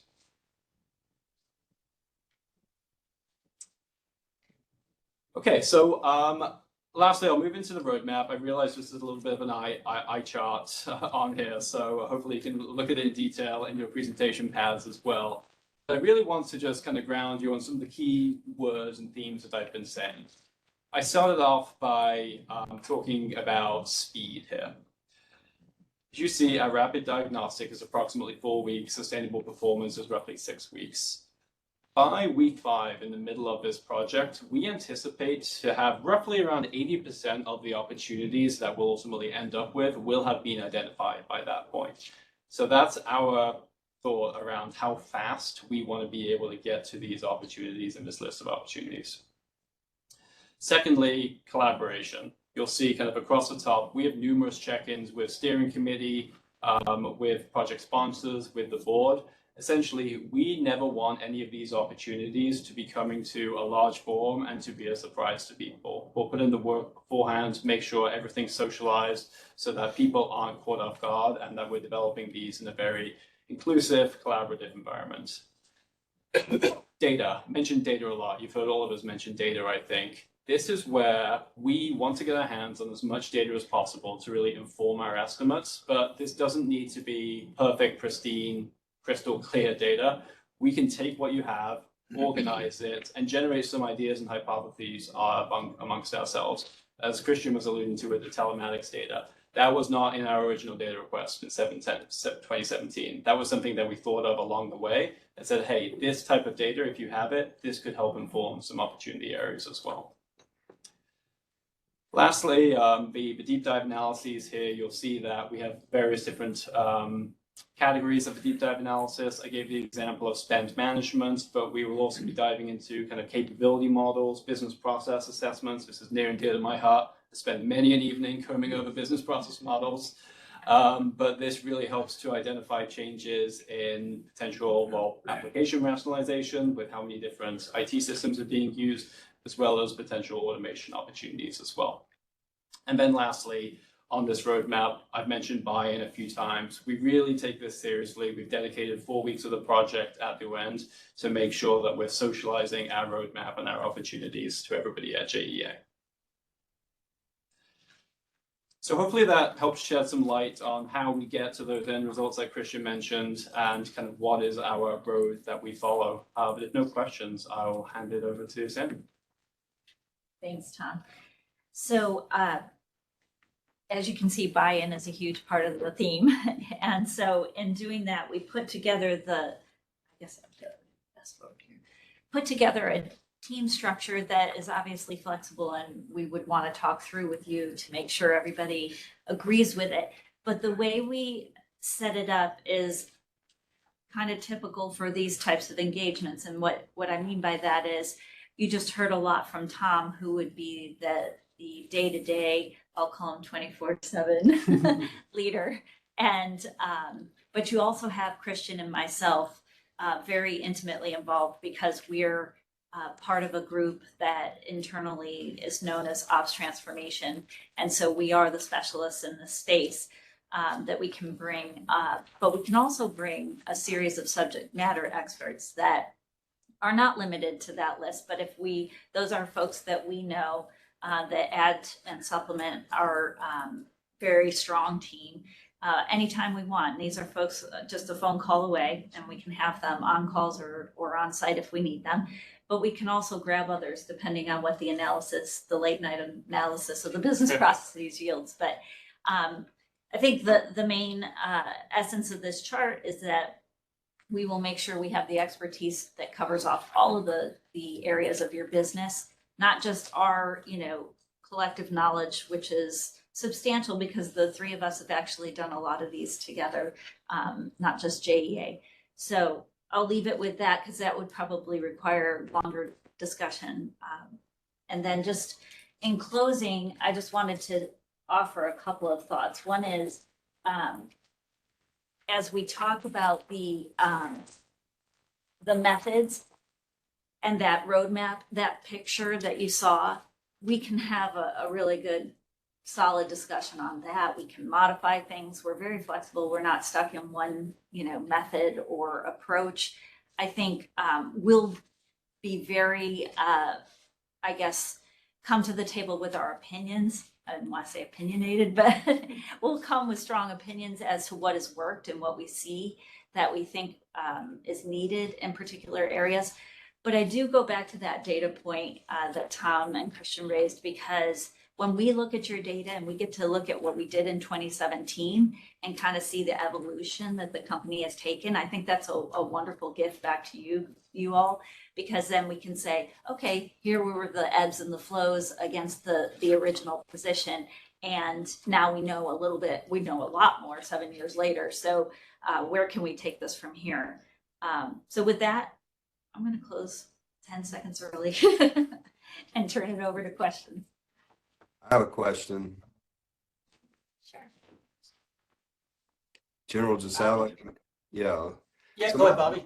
Yeah, my question is, priorities. And I think, on a day-to-day basis, JEA does a wonderful job. The key question to me is, O&M and capital, which I don't think you spent much time on. And the third piece are regulations. How do we confront regulations? How do we spend capital today? What does our overall infrastructure look like? And at what point do we really need to be spending money because when we make a decision, we're making a 40-year decision. And in today's, that's a complicated world. So I didn't hear enough about, where are you on your thought process on capital?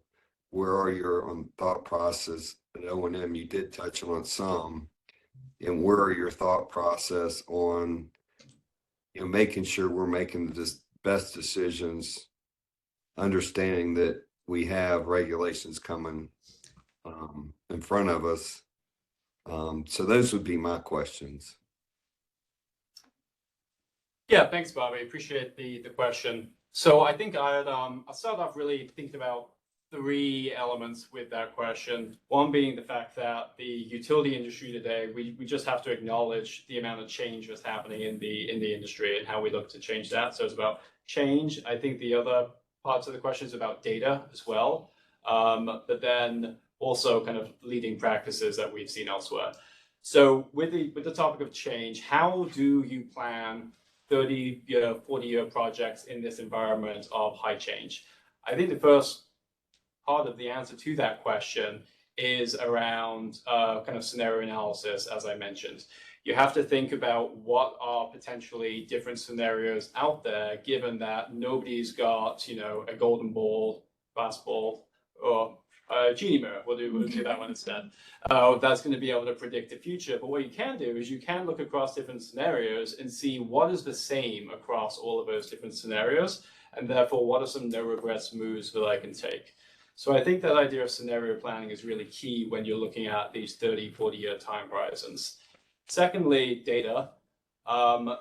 These big investment decisions, we found when push comes to shove, if you have your decisions grounded in clear data with a clear logic stream, that goes a long way to being able to support the decision that you're making. Yes, maybe there'll be new data kind of decades down the road that might warrant a different decision or a slight tweak in the decision. But given that you're having to make some of these decisions today, being able to ground them in data is key. And then thirdly, with leading practices, I think this is where not only will we think about the actual capital allocation decision itself, but also thinking about how are other utilities thinking about the process of making these similar decisions. There's a lot of change in the way that these big fundamental capital projects are being designed.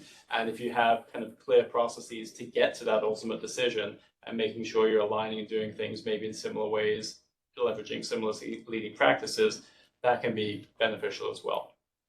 And if I can, Tom, the other thing I would add to this, Bobby, is number one, I think we're also seeing in these type of assessments in particular, because of what you brought up, I really like the regulation piece, because we're seeing a lot of regulations, market rules, state laws, federal grants, all not harmonize very well and create a very confusing environment. And we're talking about big dollars that are going out the door that could be at risk.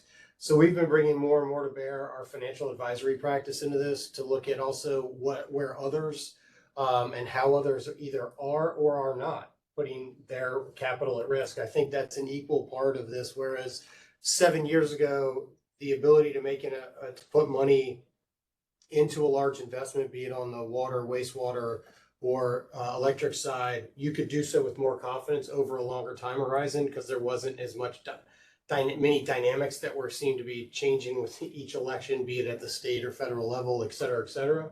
And so we've been working a lot more closely with our financial advisory practice to get an understanding and bring that to bear on like what's private equity doing, what are also a lot of the infrastructure funds doing, where are some of the large IOUs, where are they putting their money, and where are they not putting their money at risk.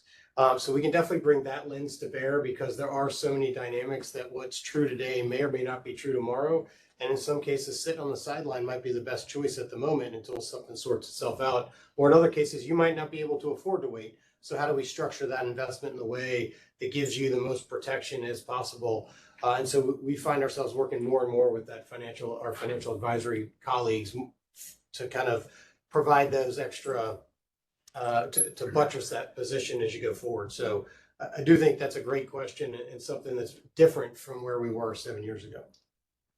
I'm going to focus on O&M for a second because O&M it was a part of the question I think asked, and it is common for us to see a trend upwards on O&M over the years. And I don't know JEA's specific story, but it wouldn't surprise me if, in the last decade, you've seen it kind of trend upwards pretty consistently. And there's a few different reasons for that.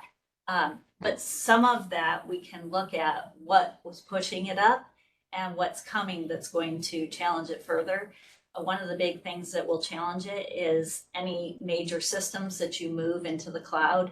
That is a big area of concern for a lot of utilities, is how to figure out how to take advantage of the cloud, which you often will want to do, and at some point won't have an option not to do it.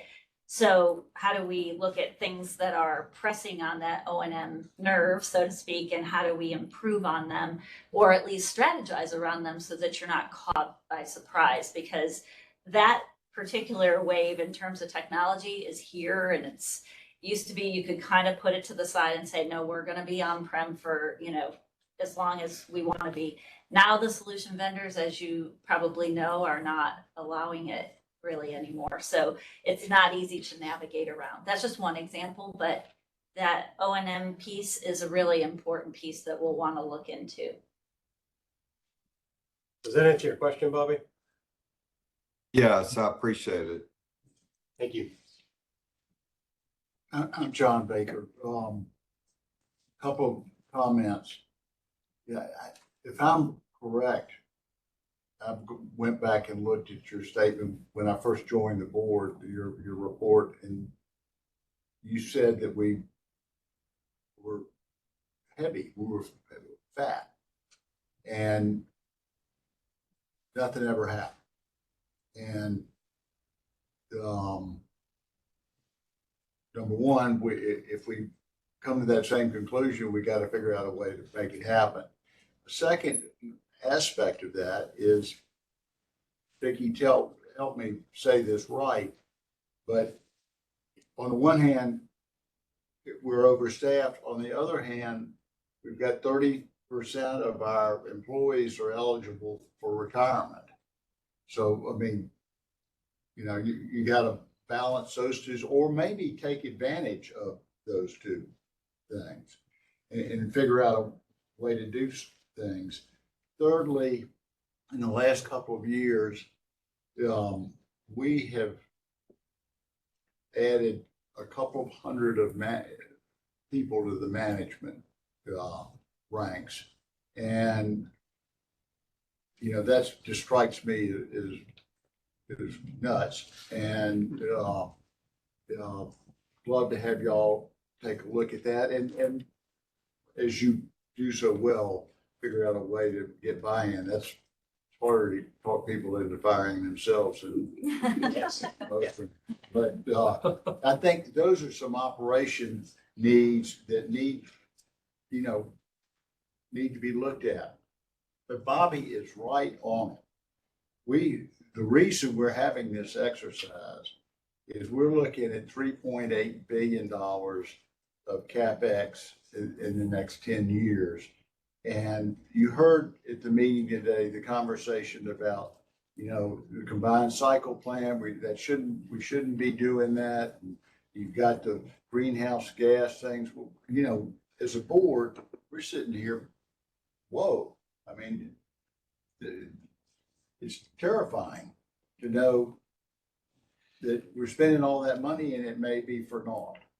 And so we really need you all to dig in on that. And on the water, I mean, we talk about the electricity all the time, but 75% of our expenditures are going to be in water. And some of it's because the state has mandated that we not put any, discharge any water into the river anymore. And so we had to come up with a solution. And the solution was to pump it into the ground. We have no idea whether that's a good idea. It isn't. If I were an environmentalist, I would have a lot of ideas that it might not be a good idea. And so we're making some big bets. And as a board, I'm not sure we really understand. I'm sure we don't understand. I'm not sure that we're doing the right things. And your knowledge of what other people are doing and insight, that would be the greatest takeaway you could give us, would be if we walked out of here and knew 10 weeks from now that we were either on the right path or what the right path was. First of all, thank you for sharing a lot with what you just said. One of the things that comes to mind, we have several water utilities that we work with. And I like to think when we work with folks that we create these partnerships where we can bring you together and we can talk about some of what you're facing with this injection idea and see if others, I'm sure you're in organizations where you do share this information already, but maybe we can do something even beyond that to talk about that particular point. I think that the fact that you have such a large portion of the CapEx coming, being invested in the water side is a little bit unique, frankly, very unique, probably compared to some of our other utilities. So we'll look at specifically what those investments are and try to give you some kind of risk awareness beyond even what you've probably already done. I'm sure you've done them plenty. But we can really poke at these areas. These are kind of the way we want to go in, is looking at for the rocks, under the rocks that are the most important to you. We want to go beyond that, but we want to look at things like, pain points that are going to need addressing. I think it's refreshing that we sit with a lot of executives. It's refreshing that you would say that $3.8 billion number actually makes you nervous, because I think people do get kind of too comfortable with large numbers. And I am always the one saying, let's take a risk mitigated approach step by step. And if you can't see clearly to the end of it, then what can we do to put more of a spotlight on it, or the steps that we have to take to get to the end? Because I think nobody wants to be in that position of 10 years from now feeling like you put it in the wrong places. Yeah, the only thing I would add to that, John, is because I wanted to touch on your point about the beginning, like basically, how could we be overstaffed and about to lose 30% of our workforce, and is that kind of a blessing or a curse? That's a question that many of your peers have dealt with. And I think there's kind of a few reactions to that. Number one, I think technology is moving at such a pace that if you can get on the right kind of S curve, you can leapfrog over and make it a potential opportunity. That's way easier said than done. It's easier to say that around a table on a PowerPoint than it is to actually do it. No doubt about that. But you're never going to have a chance unless you at least set out a plan and try to achieve it. I think the other piece to recognize there is to go back to kind of what Bobby was saying in terms of how many things are changing, to recognize also the opportunities there is that the skill set that a utility 10, 20, and 30 years from now is going to look a lot different than the skill set of a utility today or 10 years, 20 years ago is going to look like. And in some cases, it's not that we're getting rid of skill sets, it's that we're just adding so much more. So we're still going to need people to climb poles and go down underground and work on pipe. No doubt about that. But what they do when they're there, are you going to have like an NVIDIA GPU sitting up there or underground that they're going to have to know how to maintain that just as much as they're going to have to understand what to do with an electric switch or a valve, right? And so that's a much different world. You might have to have a whole telecommunication arm, because how are you going to move all that data around so that you can have, this sounds crazy, I know today, but AI out in the grid, be it water or electric, making all decisions on operations, because a human can't make them fast enough, right? And so it's just a different world that we're going to. And so taking advantage of that and understanding, and this is a great example of how you kind of deal with the problem today, but looking to the problems of the future to say, I've got this problem today, but I got to start positioning to get these skills in the future. And so how can we make sure we wrap that together? That's a big part of what we do. I hope that, I just want to make sure we address the first part of your comments. So doing I got two questions. Sorry, doing a rapid diagnostic phase, I think it's going to be critical, the assumptions, because again, we know how volatile the industry is, technology and all that kind of stuff.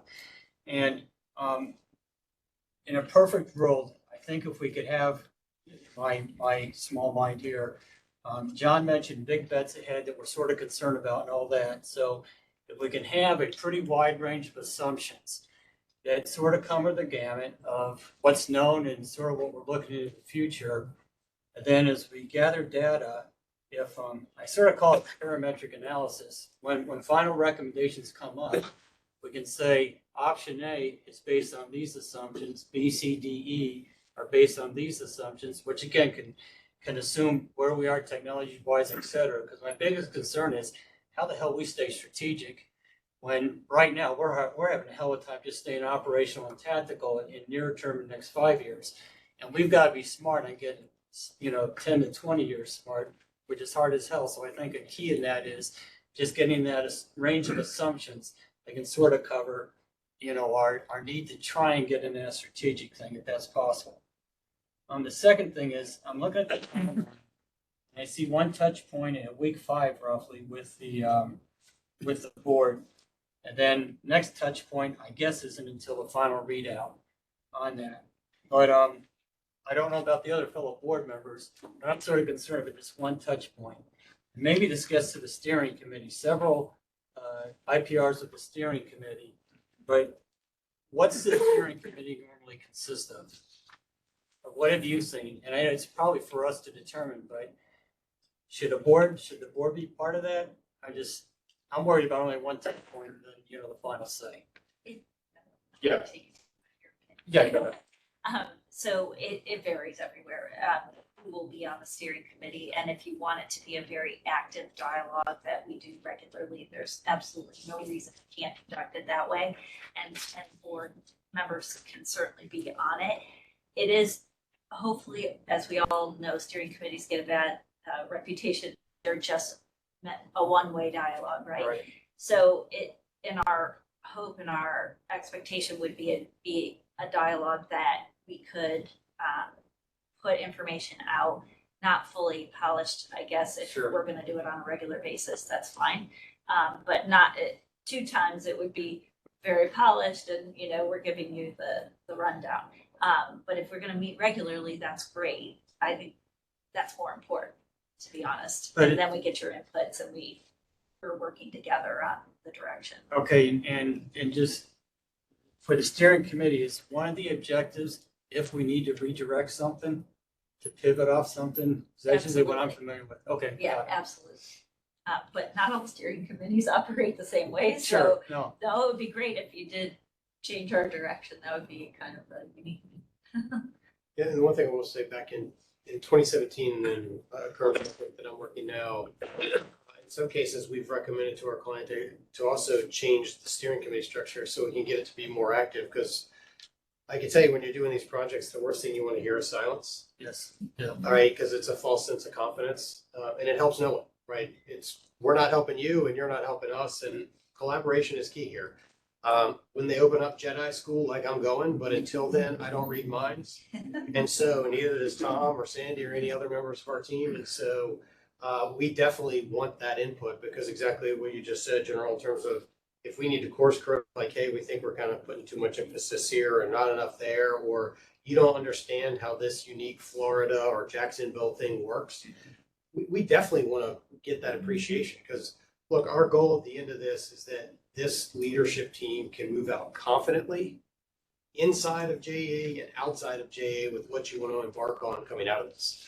We don't want you going, geez, I don't know, this could be a big gamble. You know, like that's not what you hired Deloitte for. You hired Deloitte to move out with confidence. And we'll tell you the areas that there's more risk here.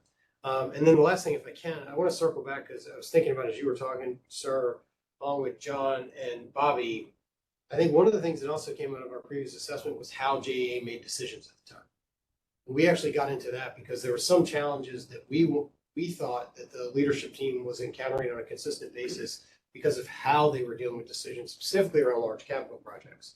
It was very much of a project-focused environment at the time, and I'm not saying that's true or not true today, as opposed to an outcome-based environment. So, and the way that leaders were held accountable was more on whether a project succeeded or failed versus whether a performance outcome was being achieved.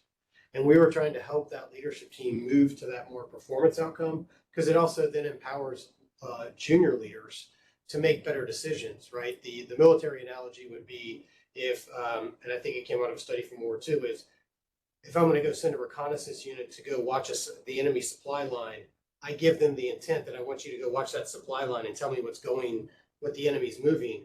I don't just tell you to go take the hill, right? Because if the hill's occupied, you could go somewhere else and watch that supply line and still accomplish your mission.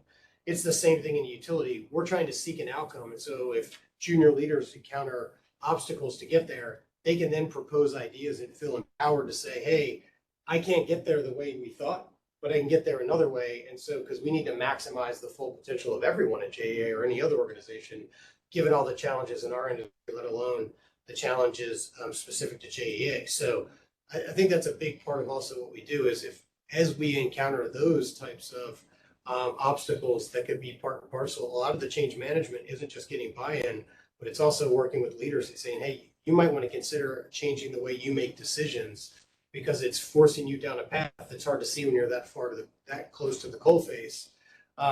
So just some food for thought, and we'll help navigate that too, because leadership change management in some cases is more important, if not just important, as the change management for the rest of the organization. Yes. Yeah. When we've been wrestling with these big issues, as Ahmed said, the CapEx and capital and employee counts and so forth. And when we first started into this process, a few months ago, we were talking about, is this process going to take 3 months? It's going to take 6 months. It's going to take a year, and so forth. I look at 10 weeks. I'm like, okay, it was something that that I just wanted a little bit more insight into. Is that too fast? Is that the right thing? I mean, this is just something that I'd love just a little more detail, a little more insight into the timeline. Yeah, I think one of the things that allows us to have confidence in saying we can do an assessment like this is 10 weeks is because, first off, we have done this a lot. We have done this at other utilities, other investor-owned utilities, and frankly, the team, I've been working with Christian before 2017, been working with Sandy also for a very long time. We know each other very well and have done this work multiple times before. So that's one of the areas that we can get to, is doing it quickly. I think also our ability to take data, quickly discern it, come to those opportunity areas quickly as well. And I think the other thing, though, is another benefit of doing this type of analysis quickly is it does build momentum. If you're able to move quickly from opportunity identification, testing hypotheses, if you wait 6 months until you're having a readout on what those opportunities are, first of all, people forget what the analysis was behind the initial opportunity. You have to refresh yourselves. But people get excited about these opportunities. People maybe want to put their name on them. And when you go quickly, you're building momentum as an organization to be able to take action as well. So I think, kind of to summarize, I do think we're kind of well situated based on experience, but also kind of a quick turnaround time can help build momentum in I will say, when we talked about it, we did say if we could get a data request 2 to 3 weeks before we hit the ground, we can do a lot of analysis ahead of time.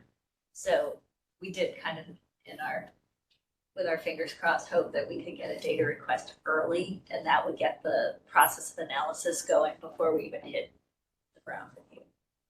Rick, The other thing, that's my concern. That's my concern is you got, management group that's running day-to-day operations, and anytime you bring a consultant in, it takes a lot of time away. I just, to me, 10 weeks is, if we're going to do this and do it right, I just think we are pushing the limits here. What our goal is quality output, and I'm with you, Rick. It just seems very, short time frame, and you guys do this a lot, but to me, thinking through the organizational challenges of day to day versus, putting your mind into working with another group, it's going to be challenging. I'd rather take longer and do it right. There's we obviously can lengthen it. And that's really up to you all. Although I really do agree with Tom's point that when you do it quickly, if you can carve out especially if you're going to be actively involved as a board, which is wonderful, if you can carve out as much as you can, as quickly as you can, it's much more impactful than if it gets stretched out over a long period of time. I will.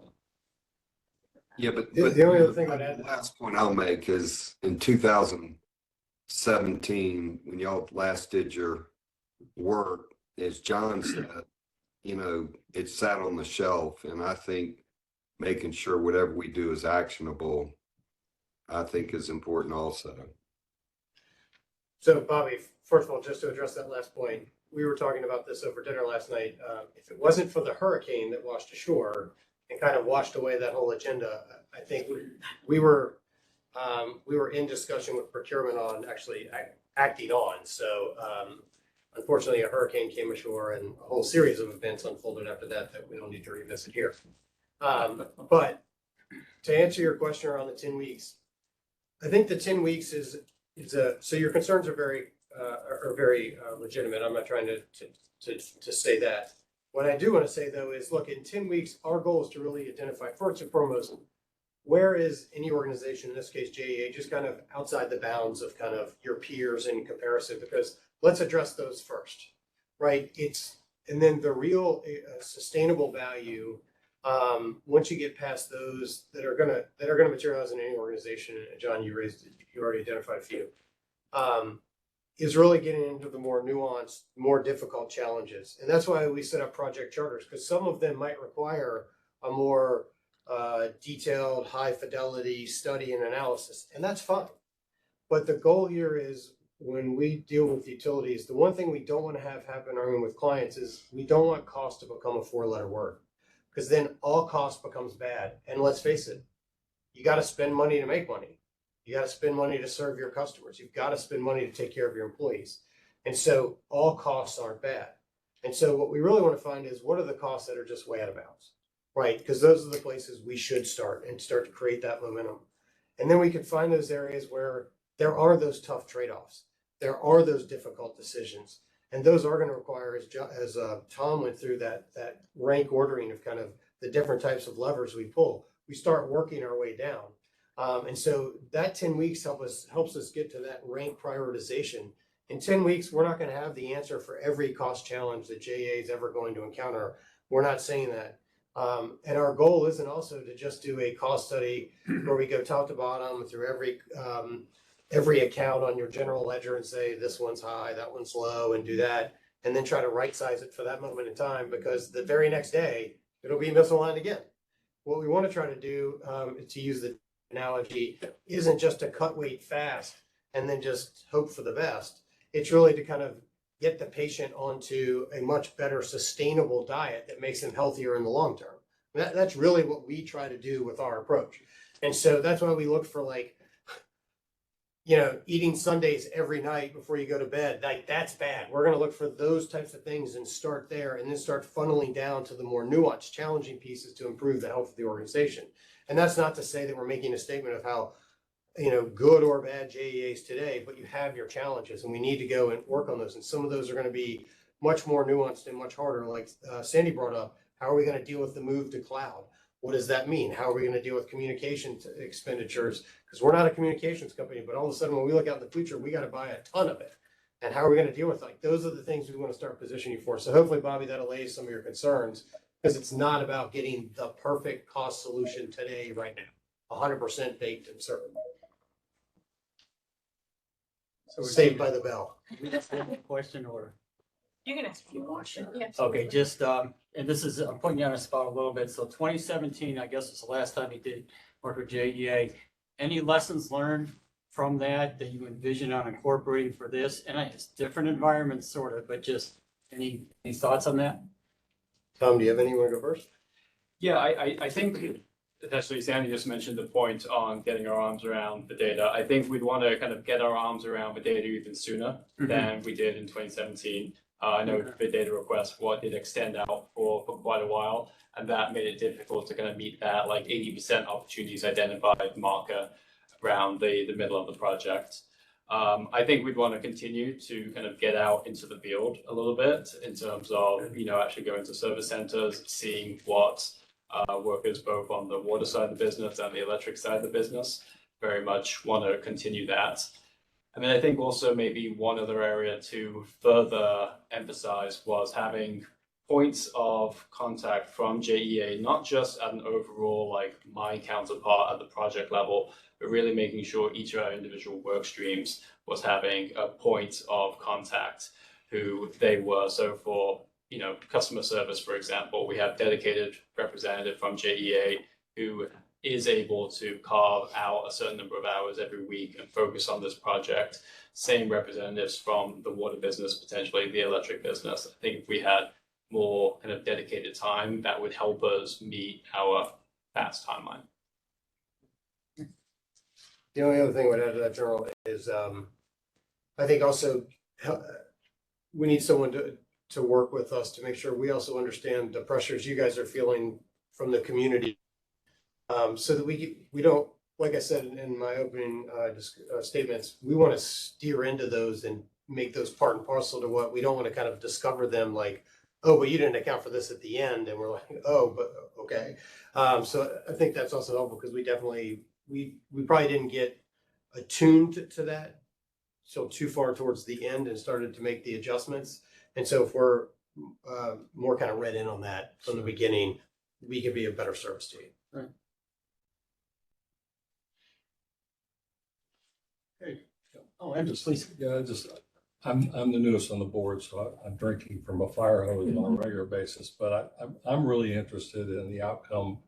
You mentioned you're working with 2 other water utilities currently, and I think you said that you could bring them, get our team involved so we can learn from each other, which is great. But I'm very curious to see if there is a difference. A water utility in Tennessee in an area with low growth versus Jacksonville or any place in Florida, the source of the water, the quality of the water, what has to be done to it. What is the difference between the utilities? Because I don't think everybody's the same, created equal. And if I were in a generation plant, if I'm in an area, I've got a nuclear plant, versus coal versus natural gas. There's got to be differences that I would say we this- can learn from. I suppose. Yeah, differences that you can learn from, but also differences that would make you unique, and you might not be able to take advantage of everything. But I think just having the opportunity to share some of what you're trying to accomplish and bouncing it off of your peers in the industry is a great way to just kind of check your logic. One of the water companies we work with is mine in Virginia, Loudoun County. So I'd love to talk to them. We do a lot with them. Maybe I'll just add on the point of kind of learning from other utilities as well. We are active participants in the Large Public Power Council. We've moderated some of the sessions in that organization earlier this year.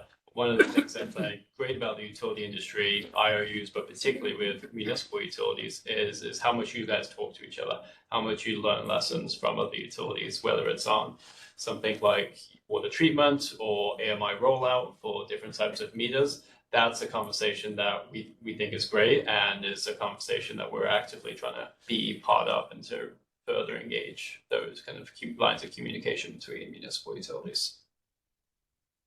One of the subject matter experts on our list is the head of our water group. So we would have him about Harry saying. Any other questions or comments? Anything from the silent partner here? Oh, yeah, I think we didn't give Kelly a proper intro. No, yes. I'm Kelly Skinner. I'm with Deloitte as well, and I'm an industry advisor, and I am responsible for supporting all these guys and all of our clients across the country. So I'm constantly working with our partners, sharing ideas and what's happening and sharing. So, and I do want to just say, I loved your analogy of look to your left and look to your right, because when I got married, it was a very small wedding. We was a destination wedding. It was just the family, went to Hawaii, and my in-laws, and there were like 10 of us. And I said, okay, guys, we're actually diving in out and snorkeling. I said, look to your left and look to your right, and they just blew me off. And you guys remember that open water, when the boat left them? Yeah. It's like, I'm telling you guys are missing. So I absolutely love the analogy. Thank you. So. Thank you all for your time. Thank you. Yeah, Thank you very much. Do you want them to grab some lunch? Yes, before they are go? welcome to grab lunch. There's lunch across the room. Very nice of you. Thank you. Well, so you can tell us what, So I'm Joe DeSalvo, chairman of the board. And if I could, I'd ask my colleagues to introduce themselves who are also on the board. Rick, we'll start with you. Rick Morales, Vice Chair. MG Order Board Member. John Baker, board member. Michael Brown, City Council liaison. We got Bobby Bobby. Stein, board member. Okay, turn it over to you. All right. Good morning to all of you, or again, afternoon just about. Thank you, Chair General DeSalvo, and each of the board members for the opportunity to present our team and our proposal. My name is Bill Kemp. I am the project executive for the K3 Strategies team. Next slide. Who's got the clicker? Okay. There. All right. This morning, we will introduce our team members and their most relevant experience. Briefly confirm our overall scope, hit the highlights of projects of similar scope that were performed by our firm, summarize our approach, and then throw it open to the board for discussion and questions. We will not speak to all of our slides' content in view of time constraints, but please feel free to jump in if you have clarifying questions. And in the meantime, it's good to get those in while they're fresh on your mind. We want this meeting to be as much as possible a dialogue, and we have constraints about that, but and the beginning of a fruitful collaborative effort. Are there any other preliminary matters before we dive in? Okay. The people in this room from the K3 team are our core delivery team. So the people that will be doing the work and delivering the work product. And we have assembled them from our firm and network to address directly the expressed needs and concerns of the JEA and its board. Each member, except Bob Miles, will introduce themselves with a short 1-minute bio summary. But if you want more details, our detailed CVs are in an appendix to the presentation here as well as in the proposal. So next slide, let's start with me. I've directed more than 400 consulting projects over my 40-year career as a management consultant in the energy industry across the full range of utility functions. So I can serve many roles. I served in senior roles such as managing partner in the Western North America and then Asia Pacific, Africa practice for Deloitte Consulting's energy and resources practice, and as a vice president and strategy lead for Black and Beach Management Consulting, as president, partner, and CEO at several smaller consultancies or energy technology startups. I literally wrote the book on estimating M&A energy synergies for Deloitte across a large number of transactions, and that does a lot of the same kind of benchmarking that we're talking about here. Since 2015, I've had a focus on helping energy or energy-intensive companies map out technically and economically feasible paths to reduce GHG emissions, and that one my clients won several awards in that field. But across those many projects, my engagement with JEA about 10 years ago in a project of very similar scope to this one is still my favorite project in my career. We had a great joint JEA K3 strategies team and achieved great results. Wally, would you introduce yourself? Sure. I'm Wally Duran. Pleasure to be here today. Thank you for the opportunity. I've got fond memories of JEA from several projects down here. In fact, I started my career in consulting in the utility industry at JEA and TVA. And so I have fond memories of all of my times here in the Jacksonville area. It's a great town. So pleasure to be back. After starting out in the public power kind of world, I then moved over and worked for about 30 or so electric utilities, predominantly some gas, a couple of water, but a broad range of background mainly in operations improvement. So while I've done some strategy work for clients in this world, most of it is in operations and particularly in implementing and getting results. One of the bias I think you'll hear from us, certainly from me, is finding opportunities is good. Implementing opportunity is why you do it. The rest, it doesn't matter if you don't get results. And all too many projects don't get results. They simply identify opportunities, and it does a wonderful job of telling you what you could or should have done, but it doesn't help you do it. And so that's a predominant focus I've had in my career. Was also the founder and CEO of a procurement and shared services company serving 58 of the Fortune 500. That was an interesting experience around actually helping to deliver stuff in from the procurement side. 12 of those were investor-owned utilities of major scope around the country. And again, what I'm proud of is we were able to reduce their overall cost structure of the SG&A world for those utilities by about 12%. And we increased local suppliers by about 6%. So it's possible to reduce costs and improve local control if you do it the right way. My current work in research is in enterprise transformation. I helped found the Institute for Enterprise Transformation at Georgia Tech, Georgia Tech alum. We're celebrating last week. That was not a plus, Wally. But for all the Florida fans, you're welcome. But how could I have anything to do with it? Although it does show what motivation and leadership can do for a group, and I think that's important here. So at any rate, my focus is on enterprise transformation, what works, what doesn't, and why. And so we spent about 2.5 years doing research with almost 1,000 companies looking and said, what is enterprise transformation? How is it working? And why aren't people succeeding? Because the unfortunate stats is that a large number of those projects fail. So I'm excited to be here. Thank you for the opportunity. And I'll turn it over to Rob. Yeah. Hi, everyone. My name is Rob Patrolak, and I'm very pleased to be here in Jacksonville. I'm the one team member that can actually say that I'm also a JEA customer. So I used to live here when I worked with the Energy Authority, and when I left, I kept my place here and I moved up to Atlanta, which is where I'm at now. But anyway, a little bit on me. 35 years, more than 35 years of experience. So you're going to hear throughout our team, we have a significant amount of experience in the utility in the industry. And about half that time has actually been working at a utility or a trading risk management company like the Energy Authority. The other half of that time has been in consulting. And I've been involved in over 100 integrated resource plans, market assessment, transactions, M&A type work, strategy type work over the years. I've led some of the large organizations like Black and Beaches, R.W. Beck, Ventix, and at Guidehouse, their integrated resource planning area, their capital planning areas, regulatory areas, et cetera. So have a lot of experience in that. What you're going to see along, on the slide there is just some representative engagement experience that I think is related to the type of work that we're going to be doing here. So I appreciate the opportunity to talk with you. And at this point, I'll turn it over to Christine to introduce herself. Christine? Thanks, Rob. Hi, everyone. I'm happy to be here today. I'm the president of the Ascent Group. We're a woman-owned small business and located in Athens, Georgia. And for more than 35 years, I too have been working with utilities with a primary focus of really helping improve customer service and the customer experience.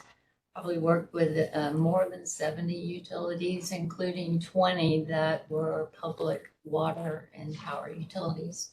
I've highlighted about 4 projects here that are pretty recent, and I think quite similar to this ITN, where we took a really close look at their meter to cash process and assessed their benchmarking performance, and actually listened to customer conversations to help them identify ways to reduce costs, improve process efficiencies, and the customer satisfaction and customer experience.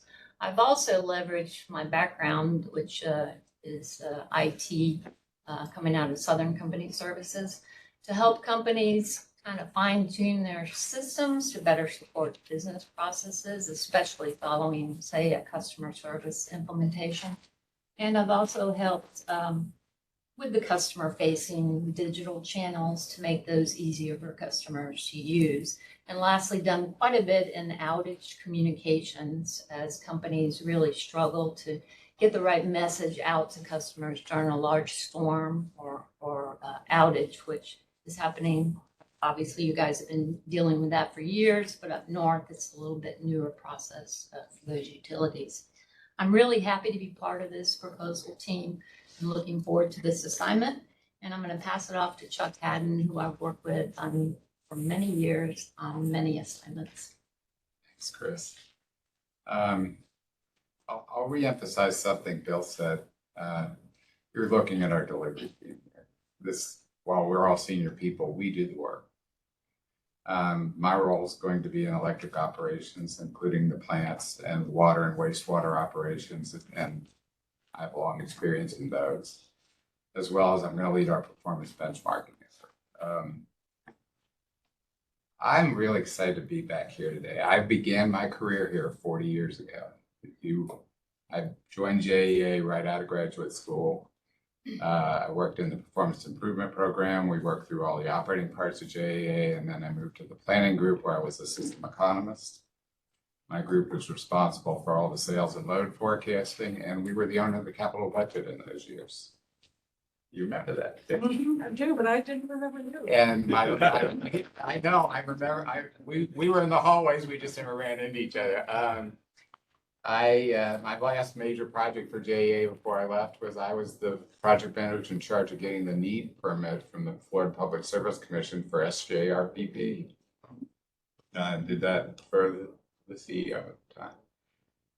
After that, I began my 35 years as consulting career, working almost exclusively for electric, gas, and water utilities.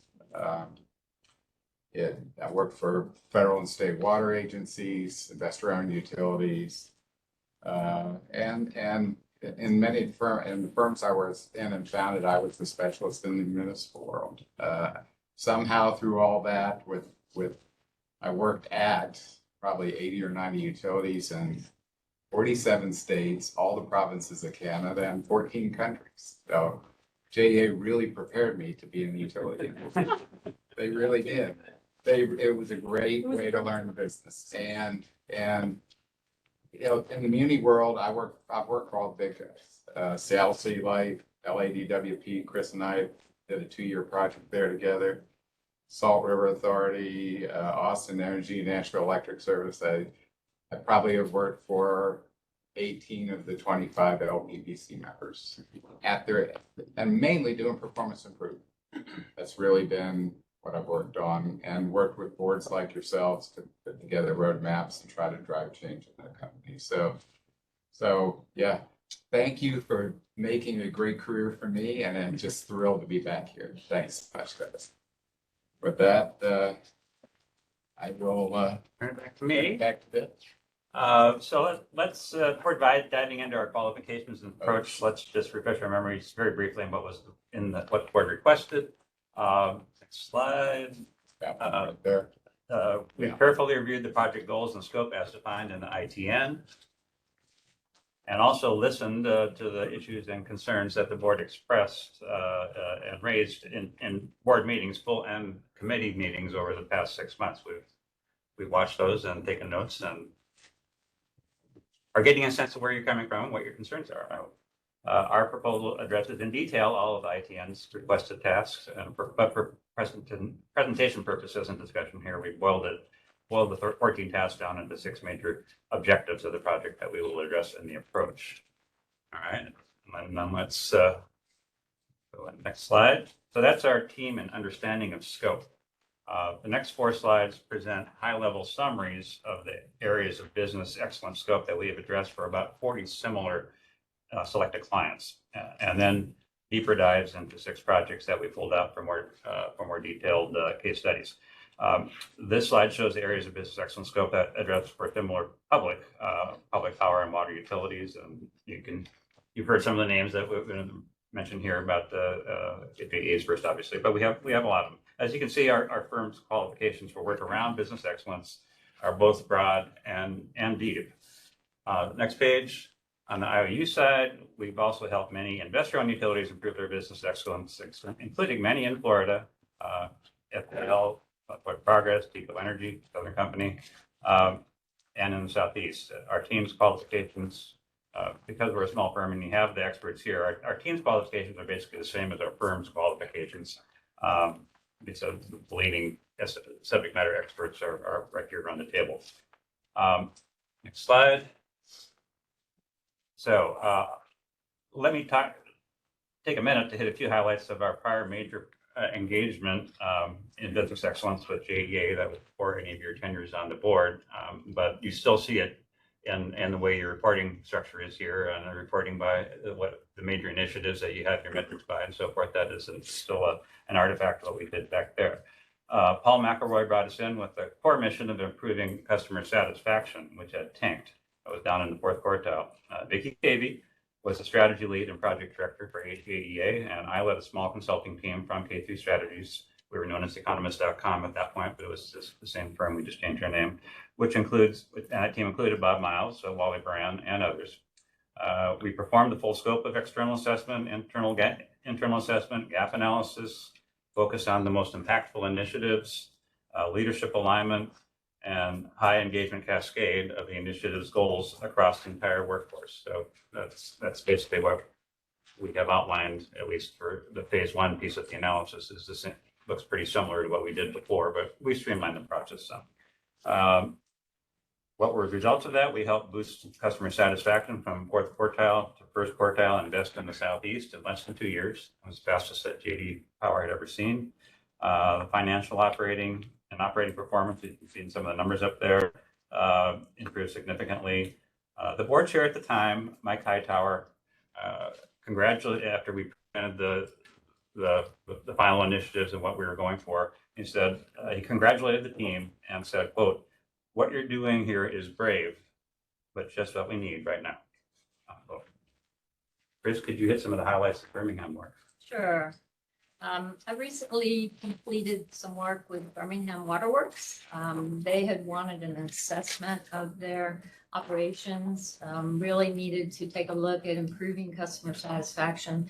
They'd taken some hits during the pandemic, with challenges with staffing and billing issues and billing delays. So they really wanted to take a deep dive and understand more. So we used our meter to cash assessment framework to really drill down and understand how they were serving customers. This let us take a look at the complete meter to cash process, all the touch points that a utility customer has with a utility, understand better ways to communicate and coordinate. And we were able to identify some opportunities to achieve efficiencies and actually make things easier for customers. We had some quick wins, which I was happy to talk with them about, that really helped them, get some traction as they move forward with their improvement process. We first put in performance metrics so that they could understand how they were progressing. It was something that they just didn't have that we helped them put in place. We also streamlined the customer payment plan process. It was a real pain point for customers. They actually didn't start their collections back until January of last year. So 3 years of balances had accrued for many customers, and they were looking for ways to keep their service and pay back over time. So we streamlined that process and actually reduced calls into the call center at the same time as making customers easier for them to sign up. We also worked with the meter reading group because they were still manually reading meters and had gotten behind on getting actual readings. So they were estimating a fair number of bills, which wasn't helping with customer satisfaction. So we worked with them closely to get them back on track and really minimize estimated bills. And lastly, we identified some inoperable meters that they could go out and meter testing and repair group and replace to really reduce the unbilled revenue. I'm actually meeting with the management team tomorrow. We've got some longer term issues that we're going to discuss and figure out through a roadmap how they're going to accomplish this over time. That I'll pass it off to Wally. Right. We'll talk a little bit about our approach. I do want to make sure we point out that this is not just a collection of individuals. Everybody here has worked together before. I've worked with Chuck over the last 30 years, with Chris, starting almost 35 years ago. Bill and I have done a number of engagements together, worked with Rob. The bottom line is, while we're a network firm and we have other resources we can bring to bear if it's needed, what always presented here is the quals of this team, because we don't think if you're not going to show up with the people who did the work, the qual is interesting, but it's interesting. It's not science fiction, but it's interesting reading. It isn't going to deliver value for you. So this is the team. And we're excited to be here. In terms of the approach, we could spend a lot of time on the approach. I'm going to go pretty lightly. Before you dive into that, do you have any questions about our team, our qualifications that we just presented before we move on? I just wanted to make sure that there's something that you wanted to raise. We can do it now. If I may, just have one question. And again, I'm in a very much a learning mode. You mentioned you did work for investor-owned utilities, and obviously I see your resumes up here, you're public-owned. What's the biggest difference between the two? I'll let some of my colleagues take that up, but my first reaction to it, the investor-owned utilities don't operate in the public eye that you do, and they can do some things therefore differently. But also the investors are having to give a return to their shareholders. Your focus is on giving a return to the stakeholders. So the operations are the same. The issues and challenges are very much the same. It's a difference in ownership, and it's a difference in the way in which you have to operate in a much more public environment. A board meeting would never be held in the open in an investor-owned utility. So I want to add just one other key point that I think is worth pointing out, just related to how they make money. So an investor-owned utility, the way it increases shareholder value and revenue is it needs to basically on a regular basis take older assets off the books and make new investments. Then they get a rate of return on the newer investments. When I work with public power clients, the difference is they're not, it's kind of like if I have an old car and I want to try and keep it so that I can continue to drive to and from work, it saves me money if I can keep it and make it go longer. And the investment on utility, it wants to actually retire that old car, make that new investment so that it can go to its Public Utility Commission and say, I want to get a 6% rate of return on that new capital investment. And so that is really one of the very difficult things that public power has in competing with it. And that's why some of the priorities and objectives are different. So I just wanted to take a minute. Oh, thank you. That answered the thing. All right. You're welcome. So I'm going to step real quickly through the process. I'm going to highlight just the differences in what we see in our approach and what we typically see. Because we could walk through each individual step and bullet point, and we'd all be asleep within a few minutes. And I'd not like to do that. The key messages here are it's a high engagement approach. It's designed to fully meet all of your requested scope and objectives. We think we get it done in 3 to 4 months, again, depending on if there's some constraint on your end that would cause it to go longer. We have the ability to adjust to that. The nice thing about our firm is we don't assign people who have to work 5 days a week. We can work 3 days, 5 days, whatever you need. So we're able to adjust and adapt to your timing and any issues and challenges you may face. We're going to do this in kind of 3 stages. Stage 1 is the internal and external analysis see listed here. Those go in parallel. And we're going to be bringing together benchmarking and customer service assessments. We are going to be looking at industry best practices that can apply here, whether it's out of public power or water or the electric utility industry, more broadly with IOUs, investor-owned utilities. And then we're going to compare that to the internal process assessments, your capabilities, and the way in which you're currently operating internally to, in fact, create the service to the stakeholders as well as your customers. That's one stage. So that turns into then a gap analysis. So we're then saying, where are the gaps in performance, capability, cost? Where are what opportunities does that present for us? Every gap is an opportunity. The question is, what's it cost you to do it, and what's the benefit from it? So we're going to spend a lot of time then, probably in the in week 8 to 10 time frame, saying here are the gaps, here are the opportunities.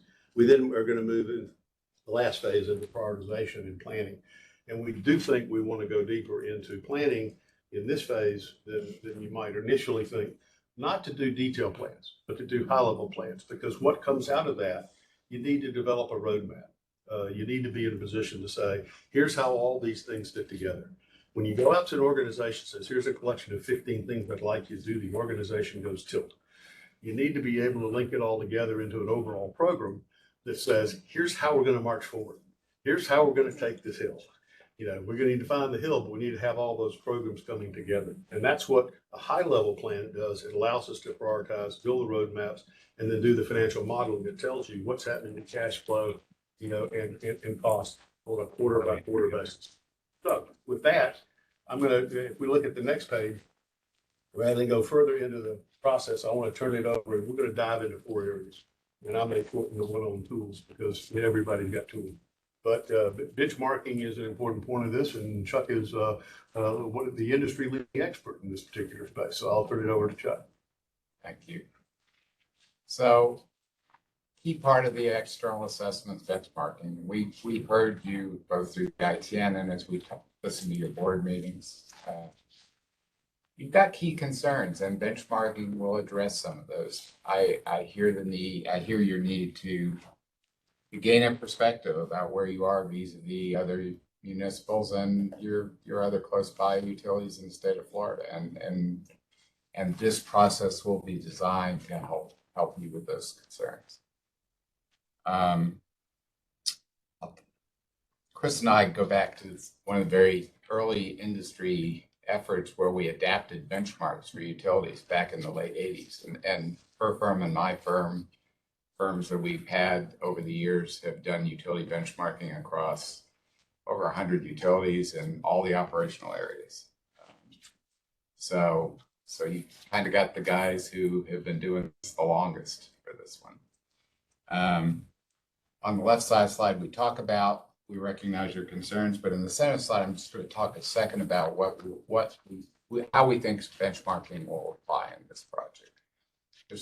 You can break benchmarking down into 2 major categories: performance benchmarking and process benchmarking.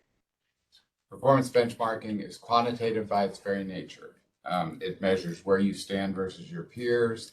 And because it is quantitative, there's a lot of analysis techniques to both normalize the data, to take into account differences in size and geographical restrictions.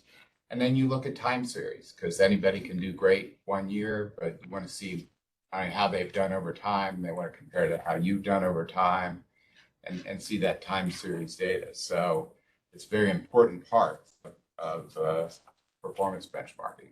In process benchmarking, it's qualitative by nature.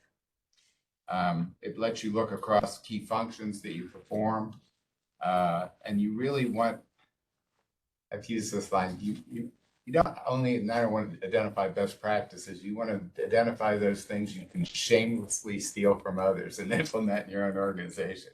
It's kind of the heart of what benchmarking is about. That's why I put the slide from Deming, the quote from Deming at the top about it's not enough to do your best, you have to know what to do, and then you have to know what to do and then do your best. So, in our process benchmarking, it will be process based on our knowledge base among this very experienced team here, and ultimately it should help you answer your questions. It also focuses our internal analysis, and it will provide metrics going forward for you to measure progress about how you're doing.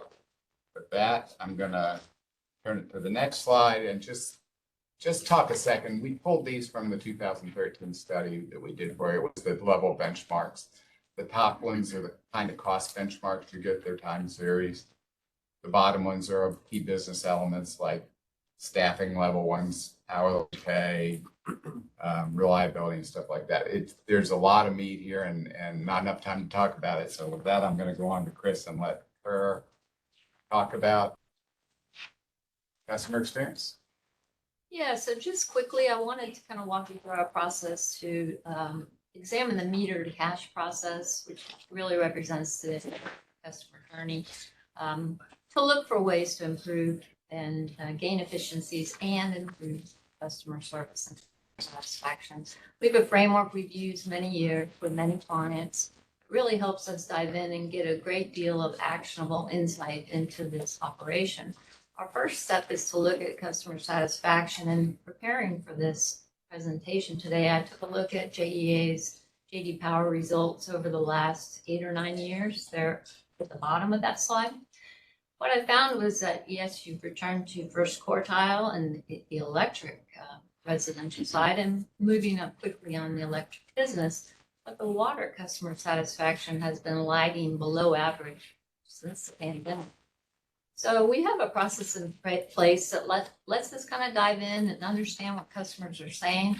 We evaluate actual conversations to understand how easy or difficult it is to do business with a utility. We probably take about 300 conversations and analyze them and understand what's going on. How are the systems supporting that? Do the employees have the training that they need to serve customers and the folks? And are other work groups supporting and contributing that are outside of customer service, for instance, in water distribution or planning or field and meter services? It helps bring everything together to really identify what are the things that we can do actionable to fix that customer experience. It's pretty powerful, and when we do use it, we get great insight and really helps put together an actionable business plan for moving forward. That's back. Rob. Okay, yeah, so just take a look at this particular slide. This represents our experience on what the process is from, the resource drivers that are driving the need to do something different. These are your regulations that's driving the expenditures in water that you've been talking about, as well as the carbon legislation that might be driving different capital programs. Then we do the integrated resource plan where we start looking at and doing rigorous options analysis and trying to figure out the right resources and the right investment. And then that, of course, feeds into the capital program. And one of the common challenges that we see across utilities is typically engineers are doing the upfront, they're doing all the detail, And by the time it gets to the capital program, that's when it's introduced to the decision makers. It goes to the CFO. They have to look at the ratios, figure out how they're going to get the funding for all these projects. And they're brought in at the late stages. You know, I know your board has experienced, we've been listening on recent board meetings, and we know that's been a challenge that you've been dealing with. So, you know, and even listening to the gentleman from the Sierra Club today, you know, he was probably brought in too late. If he would have been brought in earlier in the process, he may understand the reliability issues and some of these other things that, you know, he didn't mention today in the meeting. You're very kind. No, I could imagine. I've seen lots of it. But anyway, I just want to point that out, that this is kind of the overall process and what I think, you know, I just wanted to point out. And then the IOUs, just, you know, they love to see a $3 billion investment because they make more money for their shareholders in that group. You're in a different situation, totally different, right? Okay, next slide. This is a slide that summarizes really the key questions that we've been hearing from you over the last several board meetings. And it summarizes the outcomes and what you're going to get out of this IRP and capital program assessment from us. You're basically going to get an independent review of your IRP. I'm going to look through that. I'm going to give you an assessment of what I think of that. Number two, we're going to identify opportunities to improve communications with the board, with all the stakeholders, so that maybe we can curtail some of that back end discussion that happens. And then lastly, take a look at the whole capital planning process and then compare it to other utilities here in Florida and see how JEA benchmarks against the others. So with that, I'm going to go ahead and pass it on to Wally, if you would. I'm going to take just a few seconds on tools because everybody's got tools. We've developed many of the tools that are used across the industry. I don't feel like I want to go into them. If you want to ask a question, I'm glad to go back to them, but our tools are there. They've been proven over many years. We've embedded best practices, assessments over 5 or 7 years into the toolkit. If you look at the next slide, the one thing I would say is we have maturity models for all the major process areas, and these are powerful because we've embedded best practices in that. We use an assessment tool. Importantly, we're able to let the organization use some of these to be in a position to say, where do they stand? And that tells them where their gaps, where they need to improve, and frankly builds momentum. It's possible to improve because other people have done this. So challenging them to think differently about them. Thinking where is the optimal level they want to get to. Basically, you don't always need to get to the highest level of performance. It just may not be cost effective someplace. Right. So when we finish with that, as I mentioned earlier, we're going to pull together the gap analysis. Highly interactive process. We need to do it with you and with JEA management and be in a position to say, where are the gaps, where are the opportunities, which ones are the priorities, how do we build the roadmap, how do we set an overarching program that's going to make a difference, and how do we understand the financial implications and trade-offs as you look at various different options of how you're going to move this forward. Let me jump off that into the final point, which is we believe in quick wins. We believe that that out of this, we ought to find 1, 2, 3 quick wins that are going to be in a position to say they have high impact and they have low difficulty to execute, but it sets a tone in the organization and gets the organization to view this as an implementation and results exercise, not an identification in documentation exercise. You don't get anything from a business excellence program till you get results. So we want to help you do that. Our process is set up to be high engagement to, in fact, do that. So I know I skipped through that. I was breathing through my ears, so I'll turn it over to Bill to if you could give me forbearance, we did spend a couple minutes responding to member Arender's questions. So let me just hit my concluding remarks here. Go to slide 28 there. To summarize, we have structured our team and approached squarely to address the board's key questions as expressed in the ITN and in recent board meetings. We will produce deliverables that lay out roadmaps for JEA to achieve its highest priority objectives and ensure that JEA is well positioned for the future. We believe strongly in the importance of not just insightful analysis, but more importantly, strong execution. JEA has received voluminous reports in recent years on its performance opportunities from major consulting firms. However, our understanding is that very little has been successfully implemented. And then in closing, I just want to say, we all have spent time in Jacksonville, we know and love JEA and the Jacksonville community and are committed to help you. That's why I'm here.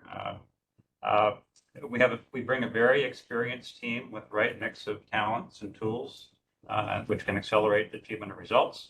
And we do this all in a collaborative manner, not consultants working remotely from an office, that engages the JEA team at all levels. And that's important for going forward after we leave. You need to internalize a lot of what we bring to you and use that to manage your organization more effectively. The power of a focused, aligned, and engaged workforce is a wonderful thing to behold. With That that, concludes our sorry we borrowed a little bit of your time. We will be more on time in executing this, I promise you. So with that. A question. Sure. You said 3 to 4 months. Yes. Is your process, which I think is very reasonable, but do you have any concern that you lose, if you have some early momentum, you lose it by going into the 4th month? It's always, the 4th month is always a problem with Thanksgiving, Christmas, and the breaks people take. But the reality is you learn to work around. So what becomes important is we will probably take specific weeks off, and the JEA people don't want to see us anyway. I'd like to believe they always want to see us coming, but on Thanksgiving week and Christmas week, the time between Christmas and New Year, frankly, it's gotten to the point where very little work is done. Period. What we have to do is make sure that what comes through that is not something that's in process and about to go hanging. So we have to adjust the process depending on when your timing is to start, to make sure that where there are the opportunities that people might lose momentum behind it, we have the enablers to make sure that doesn't happen. But we've been doing this for 30, 40 years. We know how to do that. So I'm not overly concerned with that. I would like to know if there, at some point, if there are any particular events or programs or timing that you need us to hit. Because again, we can accelerate by having more resources in a shorter period of time, but that puts more stress on the organization. Frankly, JEA's got a business to run, and it's not dealing with consultants. So we need to adapt our consulting efforts, and we've designed a process to do that so that we adapt to JEA and what it can do. And if we need to slow down or speed up, that's something we're used to doing, and we've got an organization structure in our firm that allows us to do that. We don't have the mantra of utilization-based billing. We'll give what we need when you need it. And so I'm very confident we'll be able to work through that. Thank you. I've got is, priorities. I think in my, capital, O&M, John mentioned,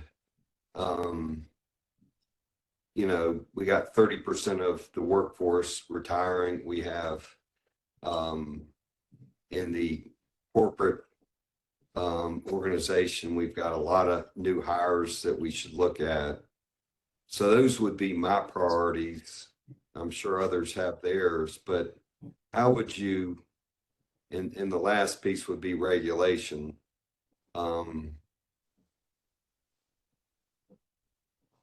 I'm not so concerned about timing. I'm concerned about doing this right. But I think, if you look at capital, you look at O&M, you look at regulation, and then you look at some of these, but to me, those would be the top 4 priorities. How would you think through that? Well, it's sort of the gap analysis and what priorities you have coming out of that. I mean, what will you need to see in the future? What sorts of capabilities? And then there's a sizing question, right? We do have things like span of control and so forth, analyses to see if you've got the right amount of people managing as opposed to doing in the organization. And as far as the implementation time frame, that really is dependent on you and the senior management team sitting down and agreeing on what the highest priorities are for major initiatives and where can we get the most bang from the buck most quickly, basically, and trying to prioritize those. Yeah. Could I direct your attention back to our flow chart, work plan approach, there's something we didn't maybe emphasize enough there. There's some yellow boxes, little small yellow squares throughout the process that talk about board input.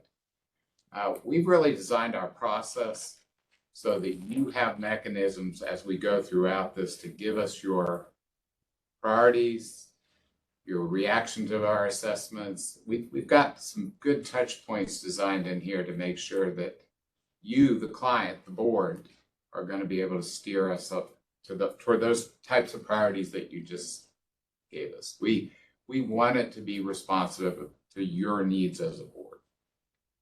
That said, we also want to be engaged with the staff too, so that as we develop this, they'll be engaged in the process because we know implementation is the end goal. So we have the touch points designed in, and I think our process will address that for you guys. I would add that we agree with you on those priorities. As we design the process, it's to go after those things. Capital is clearly, a critical issue over the next several years, and getting that right, getting the capital planning process right, and also getting the capital construction program stuff right. We've done a whole bunch of work. In fact, we've got the cutting edge tools for underground construction quality assurance. That's not only improved quality, but it's improves productivity. That may be one of the quick wins. If The it's lower something that you O&M. do. Pardon? Does it lower O&M? It does. It does. So we're going to focus on those areas, and we've heard that in your board discussions. We also heard it in coming through a little bit with, or maybe more than a little bit in the ITN. We couldn't agree with you more. It's capital, it's O&M, it's how you're dealing with the SG&A part of your business and how it's grown, and what the trends are, and how we then begin to mitigate those trends and be able to. The good news is if you're having changes occur in the organization, then you're able to grow to the right level. And very often that avoiding growth gets you much further down the path than trying to make some cuts that are painful and arbitrary to the organization. So we're going to address all those issues as you line them out. And we'd like you to hold our feet to the fire and make sure we're getting that done on a regular basis. We work for you. It's your, we're not confused on that.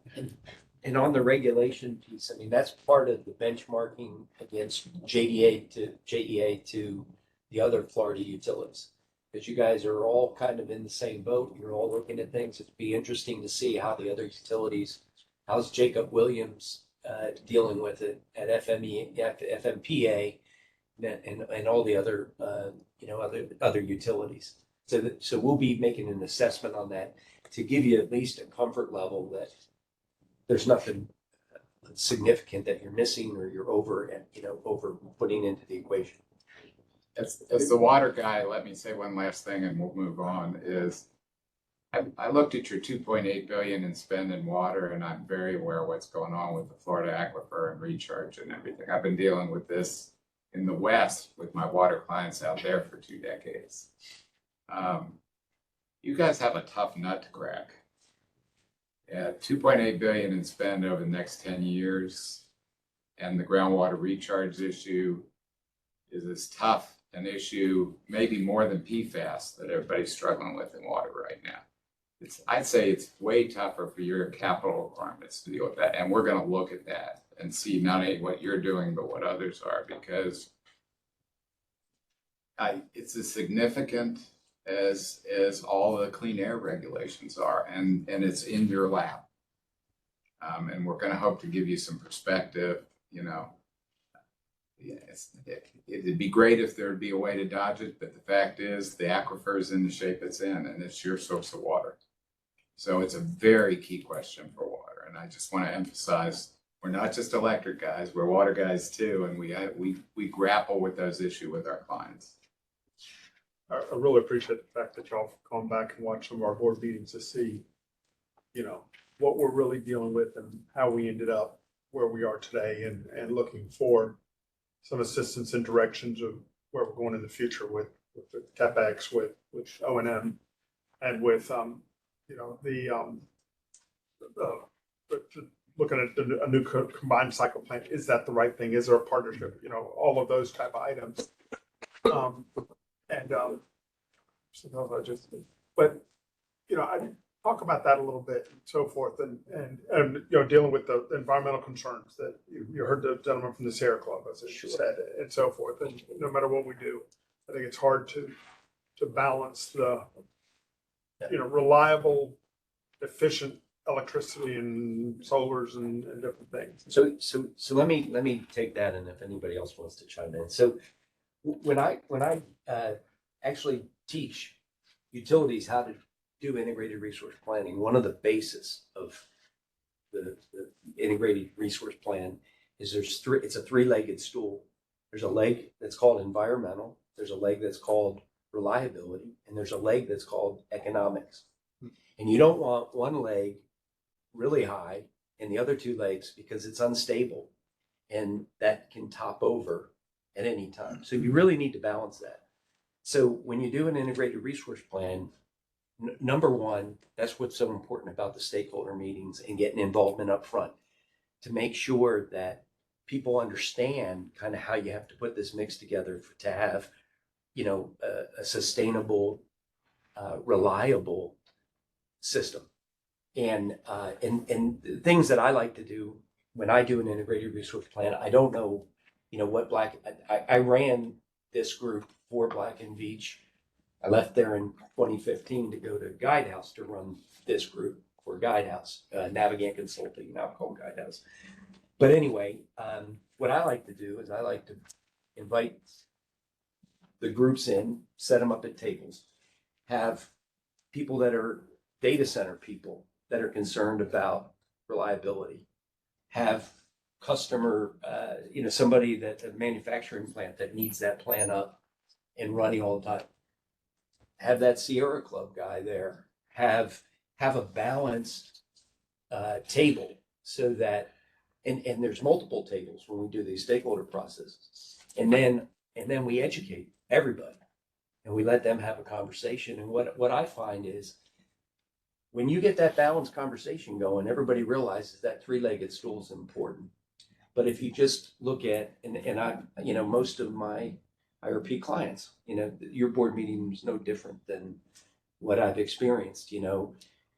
Those local customers don't always come into the board meetings. They're working, they're doing their thing.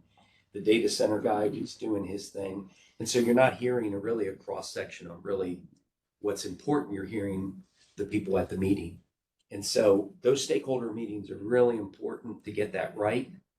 And board, the board has a role in these as well. And it might be something that the board could also participate. So I don't know I hope that answers your question, but I think it's the IRP. I mean, all those people were at the table when we had that. I thought that we went through a good process. Okay. And so forth. That doesn't mean that everybody agrees with the outcome. Right. And so forth. But I thought they did a good job with it this last time to balance those people. But I will say one thing that we're noticing, and I think you're confronting it in your meetings right now. We've seen a lot of different versions of, we do a 5-year IRP, we do a 3-year IRP. The regulatory part of the world is not waiting for your 3-year cycle right now. You're laughing, but it's true. I mean, it has come fast and furious this year with the clean air regulations and with the aquifer law. So one of the things we'll look at process-wise is what's the interim process between the big 3 years? Because it may not be responsive enough for your stakeholders. So we're going to look at that. And we're going to not just look at it and say, good, bad, better, here's some 4 improvements. I think it's a good time to take a relook and say, how do we have this structured? And we tend to come in with new eyes and ask the uncomfortable questions. Do you have the right structure in a 3-year IRP process? It's a good time to answer that question. Because right now, regulatory isn't waiting for 3-year processes. And I heard it at the Capitol meeting. Hope is not a strategy when it comes to the regulators. Before we run out of time, are there other questions that we want to make sure we give the other members a chance to ask what they might? I just want to be redundant and emphasize that I think I know y'all are gonna do a great job of analyzing our operations and our customer service and all that's super important. This board is very concerned that we're spending $4.5 billion of money, and the rules are changing every day, and we don't want to spend $1 billion or $4 billion on a mistake. Yep. And yet we realize, I mean, you know, going through the water projects, you know, we're replacing 50, 60-year-old plants that, I mean, it scared me almost to see the maintenance problems that they were having and why they needed to fix it. And we're not utility people, but we are responsible to the community for making sure that we spend this money correctly. And if you spent 80% of your time giving us good capital advice and 20% of the time giving us good operations advice, you wouldn't make me mad. Well, and I do think capital is at the heart of what you're gonna have to do with business. Excellence. Chuck's had some stuff. Yeah, and I get the sense that, and like a hypothesis to be investigated, that the engineering planning has kind of gotten unintegrated or disintegrated from the financial planning and the rate impacts and so forth. And that, at least when we were here 10 years ago, that was much more of an integrated process. So you looked at options and what are the potential rate impacts as you roll it through the financial model and so forth. And like I say, heard you say you wanted options, and not everything the engineers request need to be built tomorrow or on the initial time frame. You have some room to massage that. I would just add a final point on capital. That the boards today, I mean, I was CEO, I had a board, I've sat on 3 different boards. Boards need early engagement. It's not enough to be nose in, you know, hands off. This is nose in, hands off, and ensure the right things are happening. And so being in a position which the board is early on involved in, not the nits and grits and the dollars and cents, but in the what's driving the capital, what's driving the need, what are the alternatives, what are the trade-offs, how do we think about those trade-offs? Are there trade-offs we can't do, but there are some that we can. The board needs to frankly have an integrated process with the organization, that capital is part of an ongoing dialogue so that you are early on involved in the process. Once they come to you with a project, you're going to approve it or not approve it. And you send them back to the drawing board for 3 or 4 months to get you involved. That doesn't work either. They need to be early on talking with the board. And we want to work with you to define what the board needs to be able to provide the guidance. Because at the end of the day, another area I've spent some time with is board risk. And you need to be able to prove prudence, duty of care, and good business judgment. And if you don't have the processes in place and the data in place flowing up so that you could do that, frankly, the board's exposed. And we have not had that. We're getting there now, but I mean, it's a little too late to do the right thing now. Right. Well, and I've done 4 board assessments. Counting on you guys. And I'm passionate about it because I've actually had 4 board assessments where I was called in by a board to say, what are the right processes at board level and how do they integrate with the management processes? For one of the companies, they were approving the capital budget 4 months after the capital was already starting to be spent. You've got to get those processes to, I'm sure it didn't happen here, but Oh my God. but that's why those processes have to work together. And you need to be able to not only document, but prove it in the world you're in, because the outside world is going to be coming at you and say, is your process robust? Is it valid? Will it allow us to make the best decision? They may not agree with the decision. Whenever my favorite phrase that I learned early on as a consultant, when I bring somebody news they don't like a member of any particular single interest group, there's a 3-step process. First, they'll question your data. There's no question in my analysis. And finally, my morals, ancestry, and destination. Okay. I can deal with the last one, but I can't deal with a process, a data, or an analytics question that hasn't been asked and hasn't been answered. So we're going to focus heavily on that. I assure you. So to beat a dead horse on it, every utility company is in the same situation. How the hell do you get out ahead of all this uncertainty? And it's hard. And so we're treading water just at the tactical operational. But we've got to get more strategic, just like John's saying and all the other board members here. And then that sort of goes with, I'll circle back a little bit, but your increased communications with all stakeholders. I think we do a good job with inviting stakeholders. They may not like what the hell we say afterward, and that's, that's life. I got that one. But I think what we need help on, it gets sort of back to the RP a little bit, but the assumptions. Yep. And we've got to be able to justify whatever the plans of actions are, be able to backtrack what assumptions went into those. So then at least if something goes sideways, 5 years from now, say whatever it is, we can say, okay, that was the assumption or whatever. But we've got to be able to have that flexibility in your analysis and all that, where you come up with those plans of actions. What were the damn assumptions behind those? And then, at least we know, okay, got it. That's what's led us in this direction. So that if you're part of my French and shit happens, we can at least explain how we got there. And if something great happens, okay, that assumption was confirmed, and maybe that steers us more in the right direction too. Couldn't agree with you. Okay. We're going to identify and test all these assumptions. Yeah, There's a place for scenario analysis and what you're talking about there too. I mean, some of the major assumptions. I mean, well, how robust is our plan across this different range of futures that might happen, right? You're talking about the EPA regulation, for example, would be a big one. So. Right. And also take the technological assumptions too. Yep. Yep. And that's then if all stakeholders realize they may not agree with them, but that's where you get the disconnects that folks you heard today to think. They've been invited from the word get-go. And again, I'm not complaining. You get that all the time, right? We have a communications problem.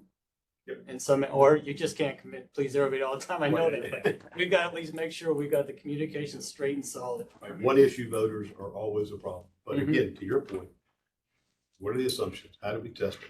How do we validate them? What options do we consider? And do it early on in the process so that it's not something that you're presented with a fait accompli. Right. Joe, if I could interject real quick, I'm not a voting member in this process, but I want to give you a little quick history. You probably know the history of JEA in the last recent years and what we did. I served on the council when we got through that process, and I led a committee that looked at Article 21 of our charter that talked about the role and responsibility of JEA. And one of the things we did specifically was raise the bar with respect to the accountability of the board. And I think you're seeing evidence by that you can tell they're very much engaged in that process. So my question in the context of that, if you take a look at this, the board isn't sacrosanct in terms of this process. So tell me a little bit about how you look to further engage the board as part of your process and the role they have thereafter as well. Got it. I can say that because I'm not on the board. So it's easy. Well, having been there and felt that pressure, which lawyers have discovered a happy hunting ground with boards. So that's some of the areas I've been studying. In fact, I've written on it, so I'd be happy to share some of that. But first issue is board processes have to be absolutely valid and solid. They have to look at the right issues in the right way. It's not enough to make the right decision. You have to be able to prove you made the right decision. And the questions get asked like, what did you know? When did you know it? Can you prove it? One side example, but the board issued a policy around very much a focus on potential discrimination issues. They got nailed in court because what they couldn't prove is that it had been taught and absorbed by the organization. Wonderful cartoon that two little kids talking to the dog, and says, one kid says, I taught my dog to speak. One kid leans over to the next frame and says, I don't hear him talking. He says, I said, I taught him. I didn't say he learned. It's not enough for the board to say, here's a policy. Can you prove the policy got deployed in the organization? Can you prove that? Because if somebody out there is a bad actor, that's one thing. But when you can't show that you've deployed the policy correctly, it's not enough to have the policy, not in today's world. The same thing's true of the decision process. If you can't prove, we've looked at all these issues. Here's the way we look at the assumptions. Here's the way we look at the data. We challenged trade-offs and scenarios and options. If you can't document and prove that, you've got a problem. You know, either in the public mind or sometimes in the legal world. So I don't know if I'm wandering a bit around your question, but I think what's important as you deal with the board is the board processes have to be ironclad. They have to be documented and proven. You have to be able to ensure they're followed. You have to be able to ensure the organization is providing you the data. One of the worst things you can do is say, we're responsible for this and we're going to make this decision, but you can't prove that the organization provided you with the right information on which to make that decision. You know, now you got a bigger problem. So you got to do all those pieces. And unfortunately, a lot of people assign responsibilities to boards, but they don't fix the company and the board processes to be able to reflect those responsibilities. I'm not trying to say you've got that problem here, but we'll make sure when we're finished. Every we one don't of have these that folks is from a variety of boards, but the utility board is unique in that process. So in the context of best practices or other boards, can you take a look at our processes of the role of governance, role of the board plays? Can I jump in here? Whatever. You just reminded me of an engagement. It goes back a few years, but and you would have to have knowledge of New York City. But following Elliot Spitzer's problem in the state of New York, the New York Power Authority board engaged me to come in because they were concerned that they had no active role or subcommittee on internal audit. That led us to look at all the board subcommittees and roles and the supporting processes for the New York Power Authority board. And it was very important that their political community, their legislators and the governor, understood that as an independent authority, they had people and processes in place to address the challenges of the power industry. That the power industry is not state government, but New York Power Authority, just like JEA, is an operating arm of that political body. And they're, after working with the board and the senior staff, the CEO and the officers, we changed the board committee structure. We took some things that were combined together and uncombined them. They never had a standalone internal audit committee. We changed the reporting relationships of internal audit in the organization to report directly to the board. That had never happened before. That was very controversial. But because the board was not getting the kinds of information, you know, are we building the right stuff? Are we good financial stewards? Are people following the processes in the organization? We helped the board put those processes in place and link them to the processes that had to support those within the organization. I want to give you an example to say, this is ground, we've seen a lot of versions of this in the power industry, and it's hard in power. It's harder in water because it's pretty unique to have, not unique, but it's less common to have an independent board over a water part of a city than it is over an power part. Chris has dealt with both. I have too, and I will say, I see where you're at right now. Water is as big a challenge as electric is right now. You've got some really big capital issues that I see you grappling with, and it's important that we help you address those. That's all I'm going to say. We could spend let me make a point, guys. We can have all the great processes. We can do all our due diligence. You know, I was on the board 23 years. I was chairman when, you know, the Nocatee guys said we can't get the bonding capacity to build out Nocatee. So we decided, JEA decided to build out the capacity. we built it out and then you had a recession. I thought like we were the biggest dumbasses in the world that we did this. And now it looks like the best decision. So we're making long-term bets. We got to make the best analytics that we can. We got to make the best processes we can. But when you're making long-term decisions, it's tough. And we just, some decisions are going to take longer.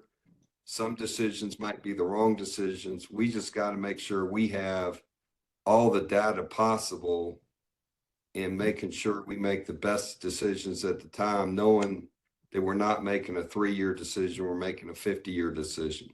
So, I mean, I just want to make sure we're clear that all the processes in the world, you know, sometimes it's going to take longer.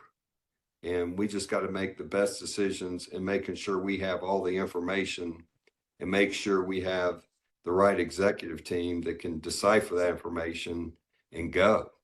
And there's always going to be regulations that say don't do something. I mean, one thing we hadn't talked about is the combined cycle natural gas plant is 50% or more efficient than the old ones.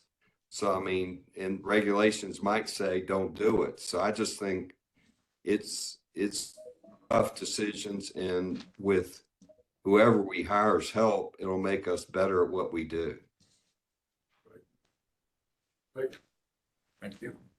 I know I heard an alarm go off. Are there other questions? I mean, again, we're here to give you the best insights around, you know, what you know, the way we approach this. And so are there any other questions or any other concerns that you want to raise?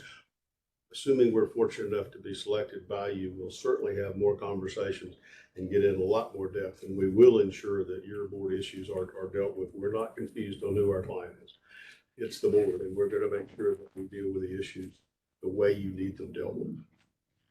So 2013, if I understand right, was your last time doing your work for JEA. Any lessons learned from that as far as what you might change a little from just a real, you know, broad? Yeah, I mean, well, Great question. And Member Baker's been through this process with the ACT process with 5 miles too. It's got a lot of twists and turns and so forth. So we would streamline it, you know, compared to what we did back then.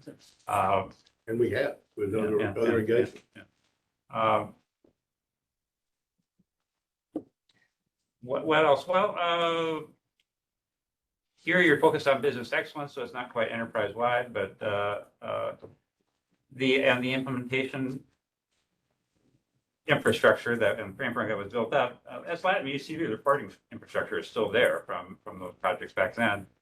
I think it's just a regular kind of a quarterly morale boosting team leadership meeting where everybody celebrates successes and so forth. So I think that might have dropped off, and I would look, you know, what be interested in talking to the people from JEA about, well, what worked and what didn't, and we can adapt the process to meet your needs better. But it achieved good results, and I have full stuff on that. I had one to it because Bill and I worked with what came out of the early versions of the ACT process was a wonderful collection of our past projects and programs. What we learned in doing the research, looking at 1,000 organizations, literally, with tech of you know, enterprise transformation and what works and what doesn't, and why. One of the things that doesn't work is collection of projects. And so what is important is to take the projects and programs and merge and integrate those into what we call in the research a pivot point. The organization needs to be able to relate what they're doing back to what the organization is trying to accomplish. It needs a mandate. And so one of the things we've done with the ACT process is create the mandate process that says coming out of this or some part of the next phase, be in a position to say, so what is our goal? I mean, I'll throw this out. Maybe your goal is say, we want to be the best utility in Florida. Okay, you may not get there, you may not start there, but all of a sudden you can take all the projects and programs and you can align them back to how they fit with and support the goals. You know, and what I would say is the organization needs a goal that's outside of we're going to reduce cost, we're going to improve performance. I had a friend of mine who was a colonel in the Army, and his comment was, nobody climbs out of the foxhole and charges the machine gun nest for the U.S. Army. They charge it for their squad mates. They charge it for their team. So people need to feel like what they're doing matters and it's part of the team. So an important part of what we build into our process and make sure it's part of the ACT process is how we get the organization to be able to buy into, this is where we're going. Here's, here's my piece. Fleshing out the what. Exactly. I have to know where true north is. I have to know the hill we're trying to take. And then if my place is to dig and your place is to carry the rifle or whatever, that's a different issue. But it's all got to come together or the organization just gets confused. And that's, so what we found in our research is where you have a pivot point, the odds of success are way above 70%. Where you just have a collection of projects, the odds of success are less than 10%. It's a big deal. I hate to say this, but I think we have to cut it off because I know Stein has a hard stop in 40 minutes. You need some. Scoring time. Sorry. Thank you. Thank you for the Thank you. dialogue. That was a good dialogue. I appreciate that. Thank you. Hope we have a chance to work. For these poor guys, you can grab some sandwiches on your way out. Across the hall. With you, and I'll ask you for your scores for both companies. We're going to be scoring off of, if you look at your matrix, we've got the experience of professional personnel, that's up to 20 points. So think about the presentations and think about the questions and answers that you guys just went through to score those 20 points for each of the groups. Next is past performance and company experience. You heard them talk a lot about that. So that's also up to 20 points. And for those two sections, we have them separated out for you. So what we would give you guys as suggestions for very good would be 13 to 20 points. Good or sufficient is going to be 12 to 6 points. And then limited information, if they didn't give you enough information, is 0 to 5 points. So it gives you a little bit of a range, something for you guys to think about when you're scoring. Then the last one is design approach work plan, and that is up to 60 points. So that you've heard the bulk of them spend their time there. In that we also have your ranges, very good 40 to 60, good or sufficient 20 to 39, and then limited is 0 to 19. So just think about your ranges. That keeps you guys sort of on the same grading scale and path. We'll give you guys time to think through these scores after your discussion. So we'll give you 5-10 minutes, as long as you guys really need, to think about how to score the 3 sections for each of the companies. And then I will go through and call on each of you so you can give us your scores out loud. We will then, procurement will then record those scores. And once we have the scores recorded, we'll ask IT to put the results up on the screen, and we'll pass it back to you to read the resolution. Did you give them the resolution? If you can read the resolution. Are their scores going to be combined with past scoring? They are. Okay, I think that's important for everybody to understand how it can work. Okay. So the scores from the evaluation committee that got you to the top 2, their scores transfer over and we add your scores to those. So we're looking at the combined scores of both. Price was in the first one. You guys are focused more on the actual substance here of the skill sets and the experience and their approach to the work. Am I correct in saying that the previous thing tied these two? They were very close. They weren't tied, but they were very close. And Jenny's gonna give the instructions when we get in the public meeting down again, to make sure everyone's clear on it.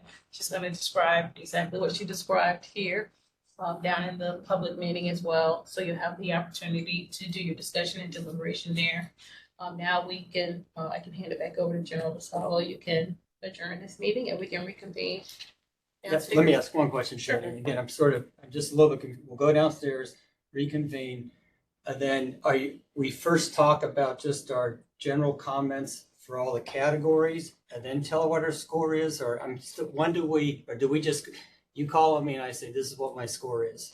We would like for you guys to have a chance to talk amongst yourselves about the presentations, Good. since you guys can't do that here in the closed meeting. Right. So take some time to do that when we first get back down there, and then you guys can take that into consideration with the presentations. Score from there. And the scoring is going to be a roll call, so she's going to call you for your score, so you'll have that. So again, you have your robust discussion, and the discussion is a full-blown discussion about everything you saw in the presentations, including if you want to discuss your scoring, the scoring matrix.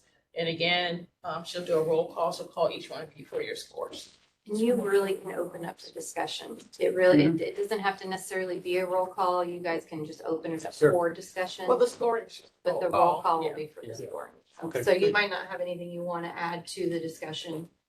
But as you guys talk through what the pros and cons of each, what you liked about each one, you guys can have that too. Okay, and Bobby, what's your hard cutoff time? I'm sorry, is when, Bobby? I've got, so it's 1 o'clock your time, right? Yeah. And like 1:30, 1:40 is yeah. Got it. Okay. You gotta rock and roll. Yep. Meeting's adjourned. I do want to tell y'all before you leave, we had a cabinet explosion at UNF. Somebody's hurt, but not bad. It's nothing like Travis. But Ask the board members for comments. First, I'd like to thank K3 and also Deloitte for coming here. Excellent presentations, by the way. Both did a fantastic job, so we appreciate your preparation and your presentation, so thank you very much. And let me just open it up just for comments from the board members on what they observed from both interviewing sessions with K3 and Deloitte, and just, strong points, concerns, or issues, or whatever you have on it. And then we'll go ahead and go into giving the numerical evaluations. Does anybody want to start off with any comments at all? Please, MG. Process occasionally, and I know how much time and effort and cost both companies went to. I appreciate it. They both did a great job. I have a balance of concentration that will lead me in my scoring, but they were both excellent. Did a great job.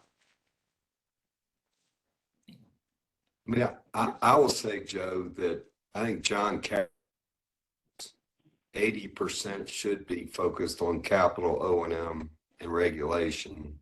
And, I think K3 seemed more, grounded in working through that process than Deloitte, but they're both great presentations. Yeah, good comment, Bobby. Any others at all? I just, I think my biggest, start with was the capital and O&M, which I think Bobby's already talked about. I think the other concern or the other issue or the other item that I would address, I'm a little worried about the schedule. I thought the 3 to 4 month schedule sounded more realistic than a 10-week schedule, and that really resonated with me. And also the touch points with the board. I thought where there was quite a few more with K3 than there appeared to be with Deloitte, and I think that really resonated with me.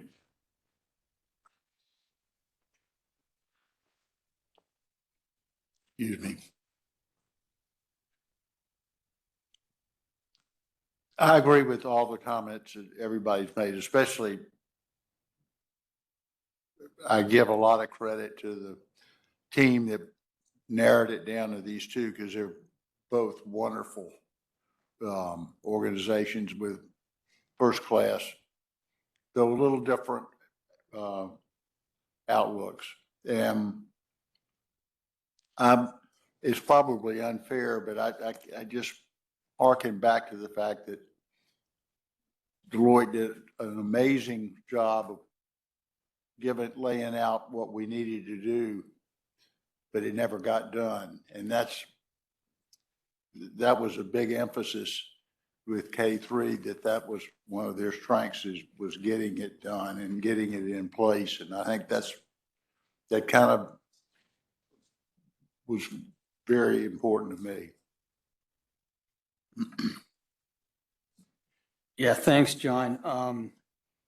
One, I think both are very strong on the preparation phase, especially on the data and the analytics that are going to have to get their arms around to go in to guide all facets of the eventual audit for all the phases of it, which I thought was good. Recency with JEA, obviously Deloitte has that being from 2017, but K3 is very good in articulating lessons learned from the 2013. So I don't think they're stuck in the past on that. I think K3 and Deloitte both get it that we're looking for action plans that are feasible and also justified based on what we know at the time. And I still think that's going to be pretty important. On the experience level, both Deloitte and K3 have great experience in all phases of utility industry, obviously. So for me, that was almost like a dead heat on that. On the timelines, yeah, I think the key is just being a little bit flexible. Maybe it can be done in both those 3 to 4 months. But both Deloitte and K3 did say, if I heard right, they adjust as necessary. So we're not rushing to failure or just hitting a timeline when it's done, when our objectives and goals aren't complete for that. I do agree on the touch points that was mentioned with the board. K3 explicitly had it. Deloitte did come back with it and saying, basically the board can touch point anytime they want on it. To me, it's a little bit more clear with the K3 part of it from what I saw.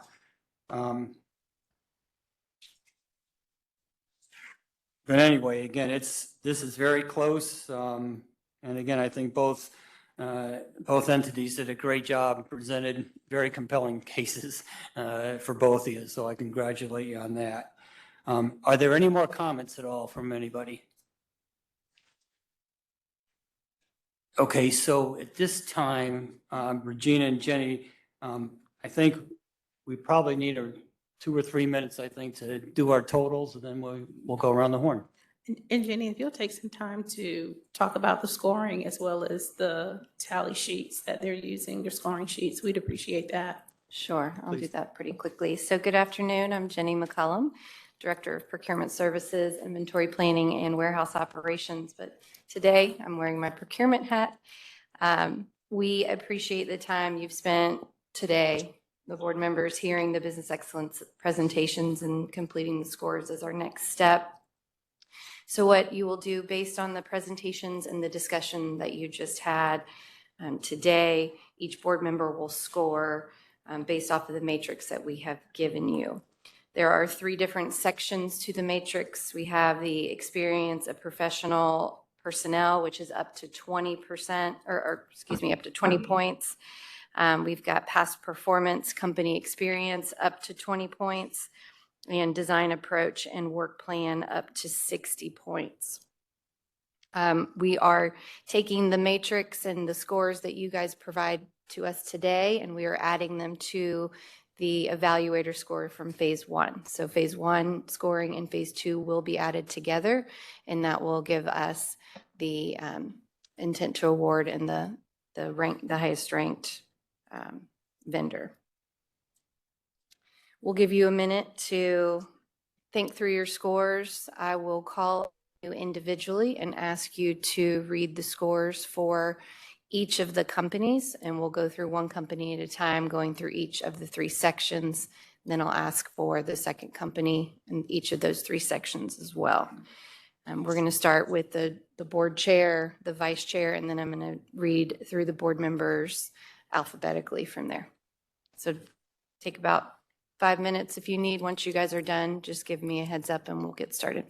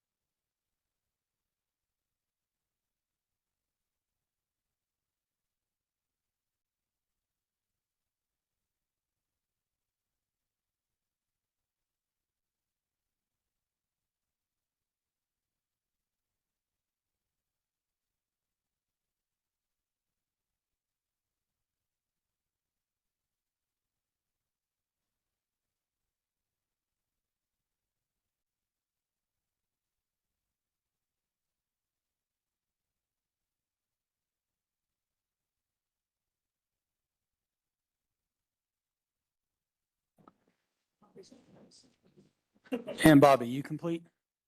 I'm complete. Okay. Okay, Jenny, I think we're ready. Wonderful. All right, I will go through our list, and I'm going to have Elaine read them, repeat them back out loud so that we can make sure that we hear everybody clearly and that we're all writing these down.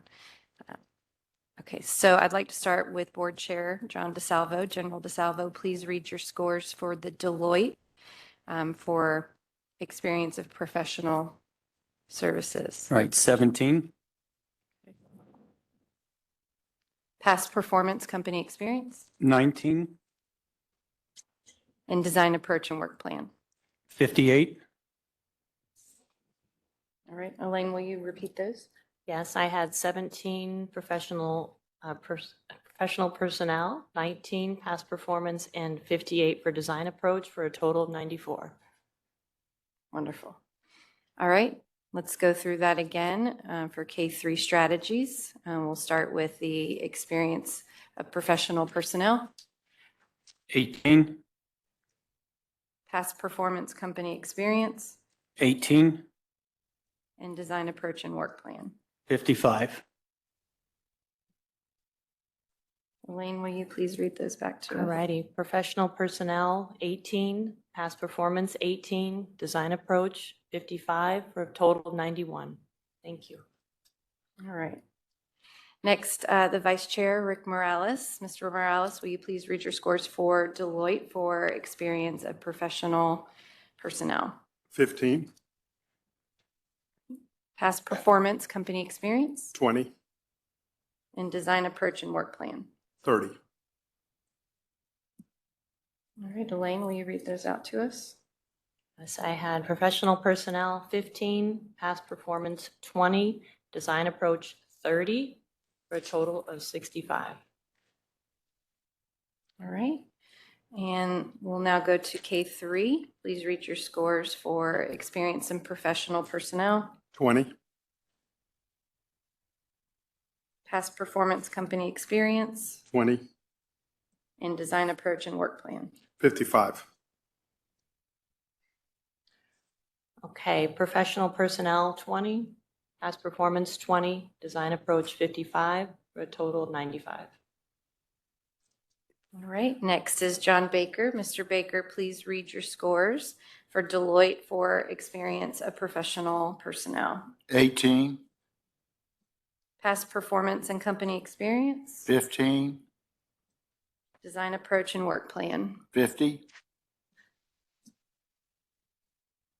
Thank you. I had professional personnel, 18, past performance, 15, design approach, 50, and total of 83. All right, next K3 strategies. If you'll give your scores for experience of professional personnel, 18, past performance company experience, 20, design approach and work plan. 55. Great. I had professional personnel, 18, past performance, 20, design approach, 55, for a total of 93. All right, next, MG Orander. Mr. Orander, please read your scores for Deloitte for experience in professional personnel, 16, past performance company experience, 18, and design approach and work plan. 48. Thank you. Professional personnel, 16, past performance, 18, design approach, 48, for a total of 82. All right, for K3 strategies, please read your score for experience in professional personnel, 18, past performance company experience, 18, and design approach and work plan. 54. Thank you. Professional personnel, 18, past performance, 18, design approach, 54, for a total of 90. Great. And finally, but certainly not least, Bobby Stein. Mr. Stein, please read your scores for Deloitte for experience of professional personnel, 15, past performance company experience, 15,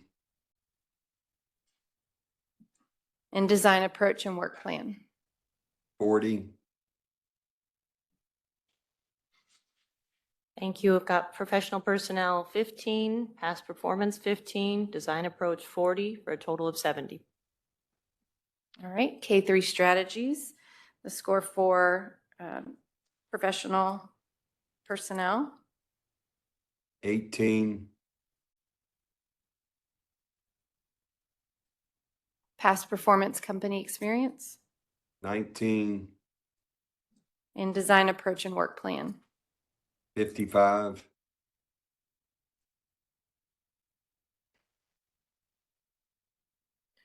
Okay, professional personnel 18, past performance 19, design approach 55, for a total of 92. Okay. Thank you, everyone. We are going to just double check everything before we put the results up on the screen. We'll ask IT to do that. And at that point, I will announce the highest ranked company and then pass it back to you, Board Chair, to read the motion.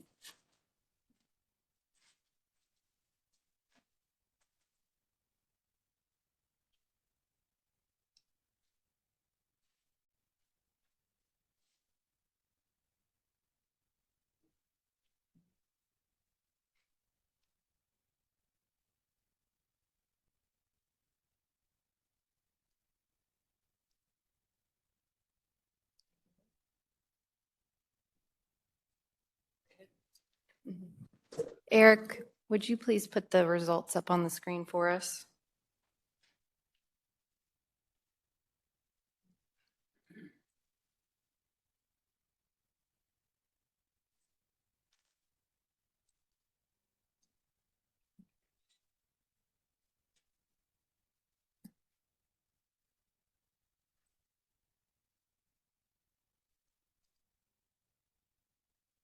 The suspense is killing us, Eric.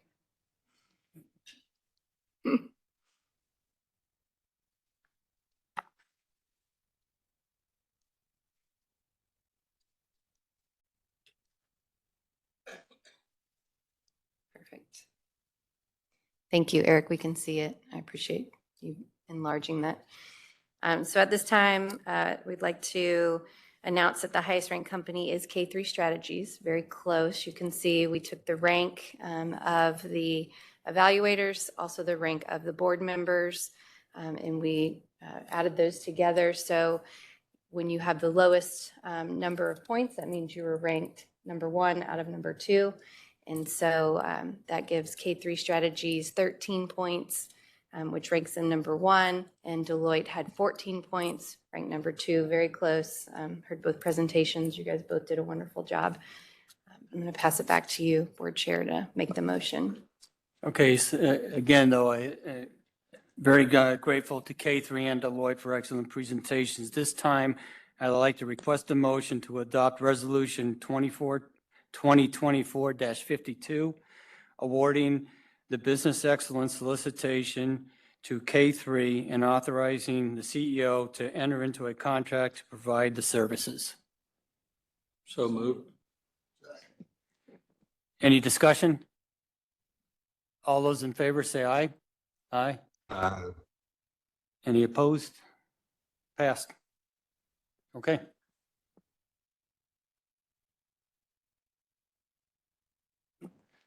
Okay, that said, I know this has been a long meeting. A couple other things real quick. What I'd like to do is some old and new business. First, the JEA board bylaws and board policy manual. I'd like to ask all the board members to review the board policy manual and note the bylaws reside in the governance process policy categories. It's the first subject in that policy manual. And if you could, please get any comments, issues, concerns to Jody Brooks, preferably in time by our next meeting, which will be 24 September, if you can, where we'll discuss resurrecting this document. And just real quick background, I'll admit, it's on me. I didn't realize that this version, I'll call it the long version, was preempted by a truncated version that in my opinion leaves out too many important details. So regardless, this gives us a good opportunity to update, revise as needed for this board policy manual. Okay, any old or new business other than the board policy manual from anybody? Just a comment on the bylaws. I think as I look at the CEO's responsibilities, everything seems to be focused on giving good service and reliability, and very little seems to be, in fact, zero seems to be done on cost savings. And so I think there's a balance that needs to be struck, and to just eliminate that is a bad idea, I think. Thanks, John. Okay, then real brief on it. Please, Bob. I'd also say capital allocation should be something that should be thought through as the CEO's responsibility. Good, thanks, Bobby. For my chair's report, I'll keep this real brief. I want to thank first JEA team regarding Hurricane Debbie response. Just fantastic. That was around 3 weeks ago, and a great team effort by JEA and getting all those that lost power back power very expeditiously. And then also real quick, thanks again to John Baker and to Bobby Stein for their leadership on the Capital Projects Committee and also on the Finance, Audit, and Governance Committee. These both committees really produced some good results, and thank non-committee members for being present at both those committee meetings too. One, I think this is feeding the beast as far as information goes, but it's also really advancing our ability to become more proactive and get a better understanding of all the complexities under both those committees. So to Bobby and John, thanks for your leadership on that. And then lastly, if you look, I know it's been a long day. What do we call these, Vicki? These are great. JEA at a glance. Yeah, JEA at a glance cards. And again, great marketing tool, but more importantly, it really does summarize very quickly just what JEA is all about, from equipment, from our workforce, the most important part of JEA, to all aspects. So this is great, and just board members, you should have a copy, so take this with you. And anybody else who wants to see this, it's just a great first glance reminder of how vast this enterprise is and what all encompasses. So great job, whoever did this, Vicki, and marketing people, whoever. Okay, with that, our next board meeting will be 24 September. And with that, this meeting's adjourned. Thank you. Thank you, General.